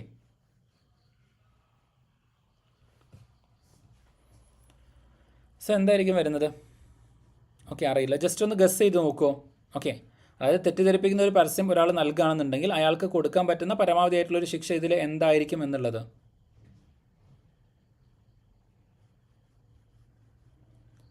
okay, yes, good guess. Okay, അപ്പോൾ ഇവിടെ നിങ്ങൾ നോക്കുക, നിങ്ങൾ ജനറലി നോക്കുന്ന സമയത്ത് ഇവിടെ 2 വർഷം 2 പ്രാവശ്യം റിപ്പീറ്റ് വന്നതായിട്ട് നിങ്ങൾക്ക് കാണാം. ഓക്കെ, 2 വർഷം 2 വർഷം റിപ്പീറ്റ് ആയിട്ട് വന്നിട്ടുണ്ട്. എന്ന് വെച്ച് കഴിഞ്ഞാൽ 2 വർഷം ആവാനുള്ള സാധ്യതയുണ്ട്. ഓക്കെ, 3 വർഷം 5 വർഷമൊക്കെ ഒരു തവണയാണ് വന്നത്. അപ്പോൾ 2 വർഷം എന്നുള്ളത് വരാനുള്ള സാധ്യതയുണ്ട്. ഓക്കെ, അതുപോലെ നിങ്ങൾ നോക്കുക, 10 ലക്ഷം എന്ന് പറയുന്നതും 2 തവണ റിപ്പീറ്റ് ആയിട്ട് വന്നിട്ടുണ്ട്. ഓക്കെ, 10 ലക്ഷം റിപ്പീറ്റ് ആയിട്ട് വന്നിട്ടുണ്ട്. അപ്പോൾ 10 ലക്ഷം വരാൻ സാധ്യതയുണ്ട്. അപ്പോൾ എങ്ങനെയാണ് 2 വർഷം 10 ലക്ഷം? So A is the right answer. Okay, A is the right answer. അപ്പോൾ അങ്ങനെ നിങ്ങൾക്ക് എന്ത് ചെയ്യാൻ വേണമെങ്കിൽ ഗസ് ചെയ്യാൻ വേണ്ടിയിട്ട് പറ്റും. ഓക്കെ, കാരണം നമ്മൾ എവിടെയെങ്കിലും പഠിച്ചു പോയിട്ടുള്ളതായിരിക്കും 2 വർഷം 10 ലക്ഷം എന്ന് പറയുന്നത്. ചിലപ്പോൾ അതിൽ 2 വർഷമായിരിക്കും നമ്മുടെ ഓർമ്മയിൽ നിൽക്കുന്നത്. അതുകൊണ്ട് നമ്മളെ കൺഫ്യൂഷൻ ആക്കാനാണ് ആ 2 വർഷം 2 തവണ കൊടുത്തത്. ഇനി 10 ലക്ഷം എന്ന് പഠിച്ചു പോയ ആൾക്കാർ എത്ര വർഷം എന്നുള്ളത് നോക്കിയിട്ടില്ലെങ്കിൽ ആ 10 ലക്ഷത്തിൻ്റെ 2 സാധനം ഡിഫറൻ്റ് ആയിട്ട് കൊടുത്തതാണ്. ഓക്കെ, അപ്പോൾ അങ്ങനെ ജസ്റ്റ് എന്ത് ചെയ്യുക, അതായത് എക്സാമിനർ ഒരു ക്വസ്റ്റ്യൻ ഇടുന്ന സമയത്ത് അവരുടെ മൈൻഡ് സെറ്റാണ് പറഞ്ഞത്. അപ്പോൾ 2 പ്രാവശ്യം 2 വർഷം വന്നിട്ടുണ്ട്, 2 തവണ 10 വർഷം വന്നിട്ടുണ്ട്. അതുകൊണ്ട് നമ്മൾ എന്ത് ചെയ്തു, 10 ലക്ഷം വന്നിട്ടുണ്ട്. അത് രണ്ടും കൂടെ ക്ലബ് ചെയ്തിട്ട് നിങ്ങൾക്ക് എന്ത് ചെയ്യാം, ആൻസറിലേക്ക് എത്താൻ വേണ്ടിയിട്ട് പറ്റും. നിങ്ങൾക്ക് അറിയാത്ത ചോദ്യങ്ങൾ ഉണ്ടെങ്കിൽ വേണമെങ്കിൽ എന്ത് ചെയ്യാം, നിങ്ങൾക്ക് ഈ ഒരു മെത്തേഡ് ട്രൈ ചെയ്ത് നോക്കാം. യെസ്, മമ്മൂട്ടിയുടെ ആ ഒരു ഓർമ്മ. ഓക്കെ, ഇന്ദുലേഖയുടെ പരസ്യം ഉണ്ടായിരുന്നു. Okay, yes. ഇതിനടുത്തത് 2019 ഉപഭോക്തൃ സംരക്ഷണ നിയമപ്രകാരം അവസാന അപ്പീൽ അധികാരം താഴെ പറയുന്നവയിൽ ആർക്കാണ് എന്നതാണ്. ഓക്കെ, അവസാനത്തെ അപ്പീൽ അധികാരം. ഓക്കെ, അവസാനത്തെ അപ്പീൽ അധികാരം ആർക്കാണ്, അതായത് ഹയസ്റ്റ് അപ്പീൽ അതോറിറ്റി ആരാണെന്നാണ് ചോദിച്ചിരിക്കുന്നത്. ഓക്കെ, 2019 ഉപഭോക്തൃ സംരക്ഷണ നിയമപ്രകാരം അവസാന അപ്പീൽ അധികാരം താഴെ പറയുന്നവയിൽ ആർക്കാണെന്നാണ് ചോദിച്ചിരിക്കുന്നത്. Yes, definitely. ഓക്കെ, ഇന്ത്യയിൽ നിങ്ങൾ നോക്കുകയാണെങ്കിൽ ഹയസ്റ്റ് കോർട്ട് ഓഫ് അപ്പീൽ എന്ന് പറയുന്നത് വേറെ ആരുമല്ല, സുപ്രീം കോടതി തന്നെയാണ്. ഇവിടെയും നിങ്ങൾ നോക്കുകയാണെങ്കിൽ ഹയസ്റ്റ് കോർട്ട് ഓഫ് അപ്പീൽ എന്ന് പറയുന്നത്, അല്ലെങ്കിൽ അപ്പീലിൻ്റെ ഏറ്റവും ഹയസ്റ്റ് ആയിട്ടുള്ള അധികാരി എന്ന് പറയുന്നത് തീർച്ചയായിട്ടും സുപ്രീം കോടതി തന്നെയാണ്. ഓക്കെ, സുപ്രീം കോടതി തന്നെയാണ്. അപ്പോൾ അങ്ങനെ തന്നെ എന്ത് ചെയ്യുക, ജസ്റ്റ് എന്ത് ചെയ്യുക, ഓർത്ത് വയ്ക്കുക. ഓക്കെ, സോ സിമ്പിളായിട്ടുള്ള ചോദ്യമാണ്, നമ്മൾ ഓൾറെഡി ക്ലാസ്സിൽ പറഞ്ഞ കാര്യമാണ്. ഓക്കെ, അടുത്തത് ജില്ലാ ഉപഭോക്തൃ തർക്ക പരിഹാര കമ്മീഷനിൽ എത്ര രൂപ വരെ മൂല്യമുള്ള പരാതികൾ നൽകാൻ വേണ്ടിയിട്ട് സാധിക്കും? ഓക്കെ, എന്ന് വെച്ച് കഴിഞ്ഞാൽ ഇവിടെ പറഞ്ഞിരിക്കുന്ന നഷ്ടപരിഹാരത്തിൻ്റെ കേസ് അല്ല കേട്ടോ. നിങ്ങൾക്ക് സംഭവിച്ചിരിക്കുന്ന അല്ലെങ്കിൽ നിങ്ങൾ വാങ്ങിച്ചിരിക്കുന്ന പ്രൊഡക്റ്റിൻ്റെ പ്രൈസ് എന്താണോ അതാണ് ഇവിടുത്തെ വാല്യൂ എന്ന് പറയുന്നത്. ഓക്കെ, നിങ്ങൾ ഈ പറയുന്ന എമൗണ്ടിന് താഴെയുള്ള വസ്തുക്കളാണ് വാങ്ങിച്ചതെന്നുണ്ടെങ്കിൽ നിങ്ങൾക്ക് എന്ത് ചെയ്യാം, ജില്ലാ കോടതിയെ സമീപിക്കാം. ഇനി അതെല്ലാം അതിന് മുകളിലാണെങ്കിൽ സംസ്ഥാന കോടതിയെ, അതിന് മുകളിലാണെങ്കിൽ 2 കോടിക്കൊക്കെ മുകളിലാണെന്നുണ്ടെങ്കിൽ നിങ്ങൾക്ക് ദേശീയ കമ്മീഷനെ സമീപിക്കാം. Yes, exactly. 50 ലക്ഷം വരെ വരുന്ന കാര്യങ്ങളാണ് ഈ ഒരു ജില്ലാ ഉപഭോക്തൃ സംരക്ഷണ സമിതിയെ നമുക്ക് സമീപിക്കാൻ വേണ്ടിയിട്ട് പറ്റുന്നത്. ഓക്കെ, 50 മുതൽ ഈ പറയുന്ന രൂപത്തിൽ 2 കോടി വരെയൊക്കെ ആണെന്നുണ്ടെങ്കിൽ നമുക്ക് സംസ്ഥാന കമ്മീഷനെ സമീപിക്കാൻ വേണ്ടിയിട്ട് പറ്റും. ഇത് മുൻപ് 1 കോടിയായിരുന്നു, പിന്നീട് അത് 2 കോടി ആക്കുകയാണ് ചെയ്തിട്ടുണ്ടായിരുന്നത്. 2 കോടിക്ക് മുകളിലാണ് എന്നുണ്ടെങ്കിൽ ദേശീയ കമ്മീഷനെ നമുക്ക് സമീപിക്കാൻ വേണ്ടിയിട്ട് പറ്റും. ഓക്കെ, യെസ്, അടുത്ത ചോദ്യം. ദേശീയ ഉപഭോക്തൃ തർക്ക പരിഹാര കമ്മീഷൻ്റെ പ്രസിഡൻ്റായി നിയമിക്കപ്പെടുന്നതിനുള്ള യോഗ്യത താഴെ പറയുന്നവയിൽ ഏതാണ്? അപ്പോൾ ഇങ്ങനെയൊക്കെ ഡെപ്തിൽ എന്ത് ചെയ്തിട്ടുണ്ട്, ചോദ്യം വന്നിട്ടുണ്ട്. ഓക്കെ, സോ ഇതിൻ്റെ ആൻസർ എന്താ വരുന്നത്? ഇവിടെ ചോദിച്ചിരിക്കുന്നത് ദേശീയ ഉപഭോക്തൃാണ്. ഓക്കെ, അതിനുള്ള യോഗ്യത എന്താണെന്നാണ് ചോദിച്ചിരിക്കുന്നത്.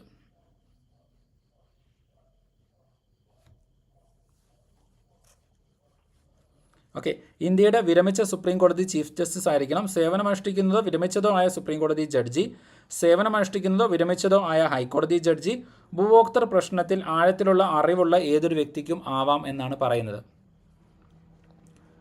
ഓക്കെ, യെസ്, ബാക്കിയുള്ളവരുടെ ആൻസർ എന്താ വരുന്നത്?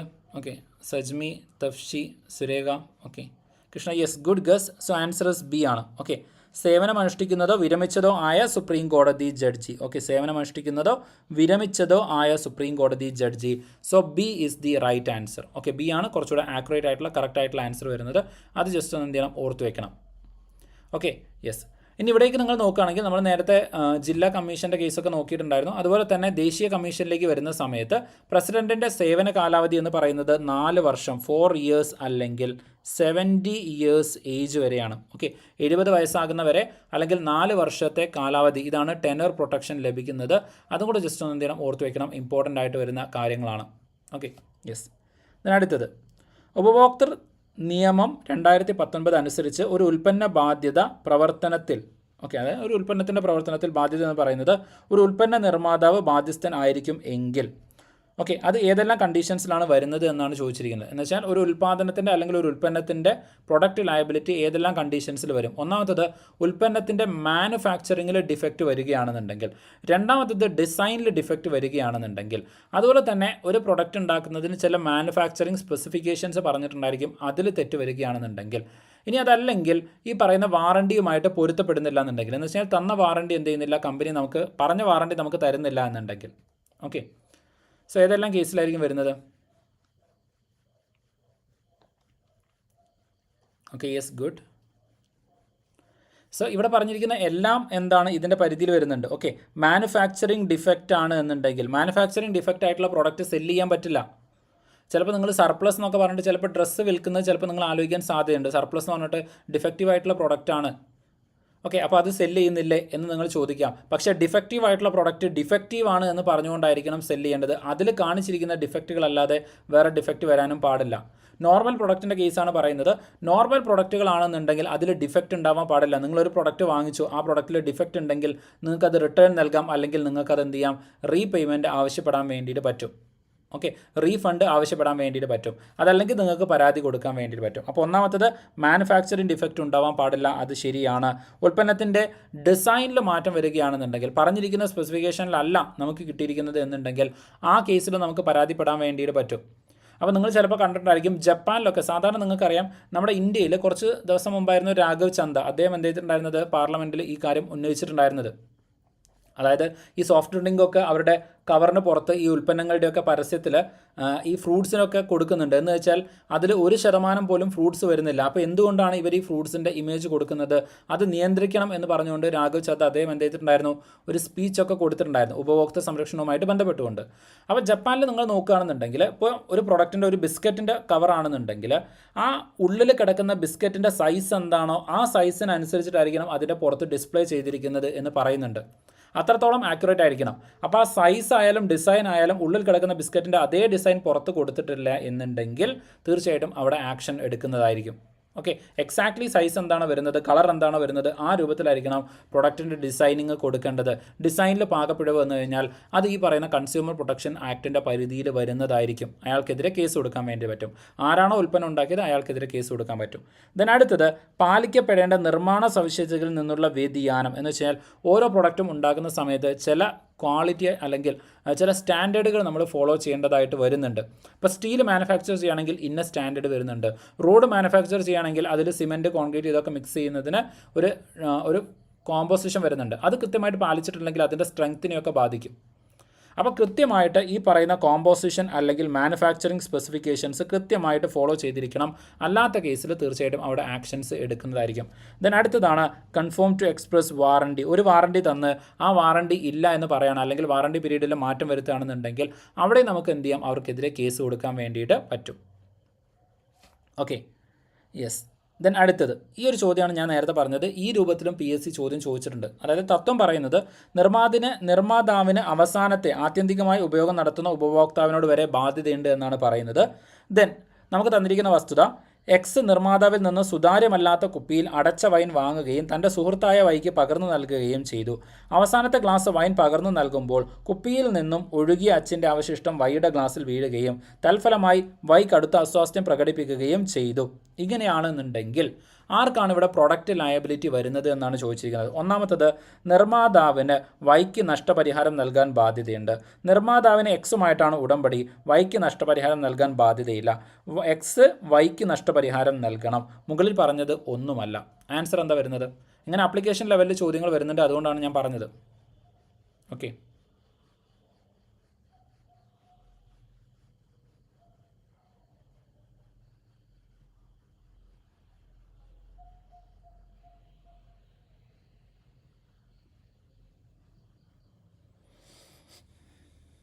ഓക്കെ, യെസ്, AC ഡിഫറെൻ്റ് ആയിട്ടുള്ള ആൻസേഴ്സ് വരുന്നുണ്ട്.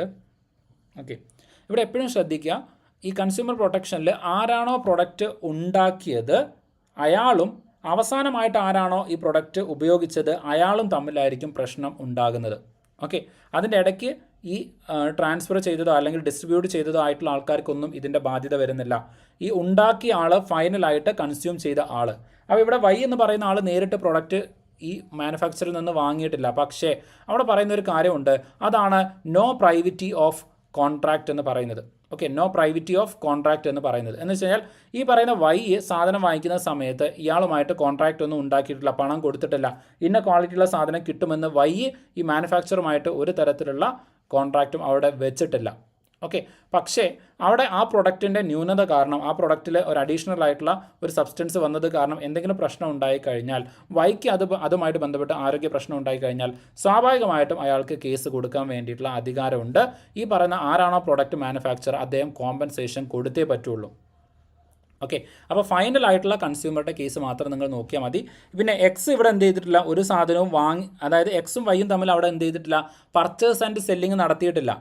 എക്സ് വാങ്ങിച്ചൊരു സാധനം ഫ്രീ ആയിട്ടാണ് കൊടുത്തത്, എക്സിൽ നിന്ന് ഫ്രീ ആയിട്ടാണ് വൈക്ക് കിട്ടിയത്. അപ്പോൾ എന്ത് ചെയ്യാൻ പറ്റില്ല, വൈക്ക് എക്സിനെതിരെ കേസ് കൊടുക്കാൻ പറ്റില്ല. കാരണം ഫ്രീ ആയിട്ടുള്ള പ്രൊഡക്റ്റുകൾ കൺസ്യൂമർ പ്രൊട്ടക്ഷൻ്റെ പരിധിക്ക് പുറത്താണ് വരുന്നത്. എന്നാൽ പണം കൊടുത്ത് വാങ്ങിച്ച ഒരു കേസ് കാരണം ഇൻഡയറക്റ്റ് ആയിട്ട് ഒരാൾ ബാധിക്കപ്പെട്ട് കഴിഞ്ഞാൽ പോലും ആരാണോ അതിന് പണം വാങ്ങിച്ചത് അയാൾ ലയബിൾ ആണ്. ആരാണോ ബാധിക്കപ്പെട്ടത് അയാൾക്കാണ് കോമ്പൻസേഷൻ കിട്ടേണ്ടത്. ഈ കാര്യം ക്ലിയർ ആയിരിക്കണം. ഓക്കെ, ഈ ഒരു കാര്യം നിങ്ങൾക്ക് ക്ലിയർ ആയിരിക്കും എന്ന് വിചാരിക്കുകയാണ്.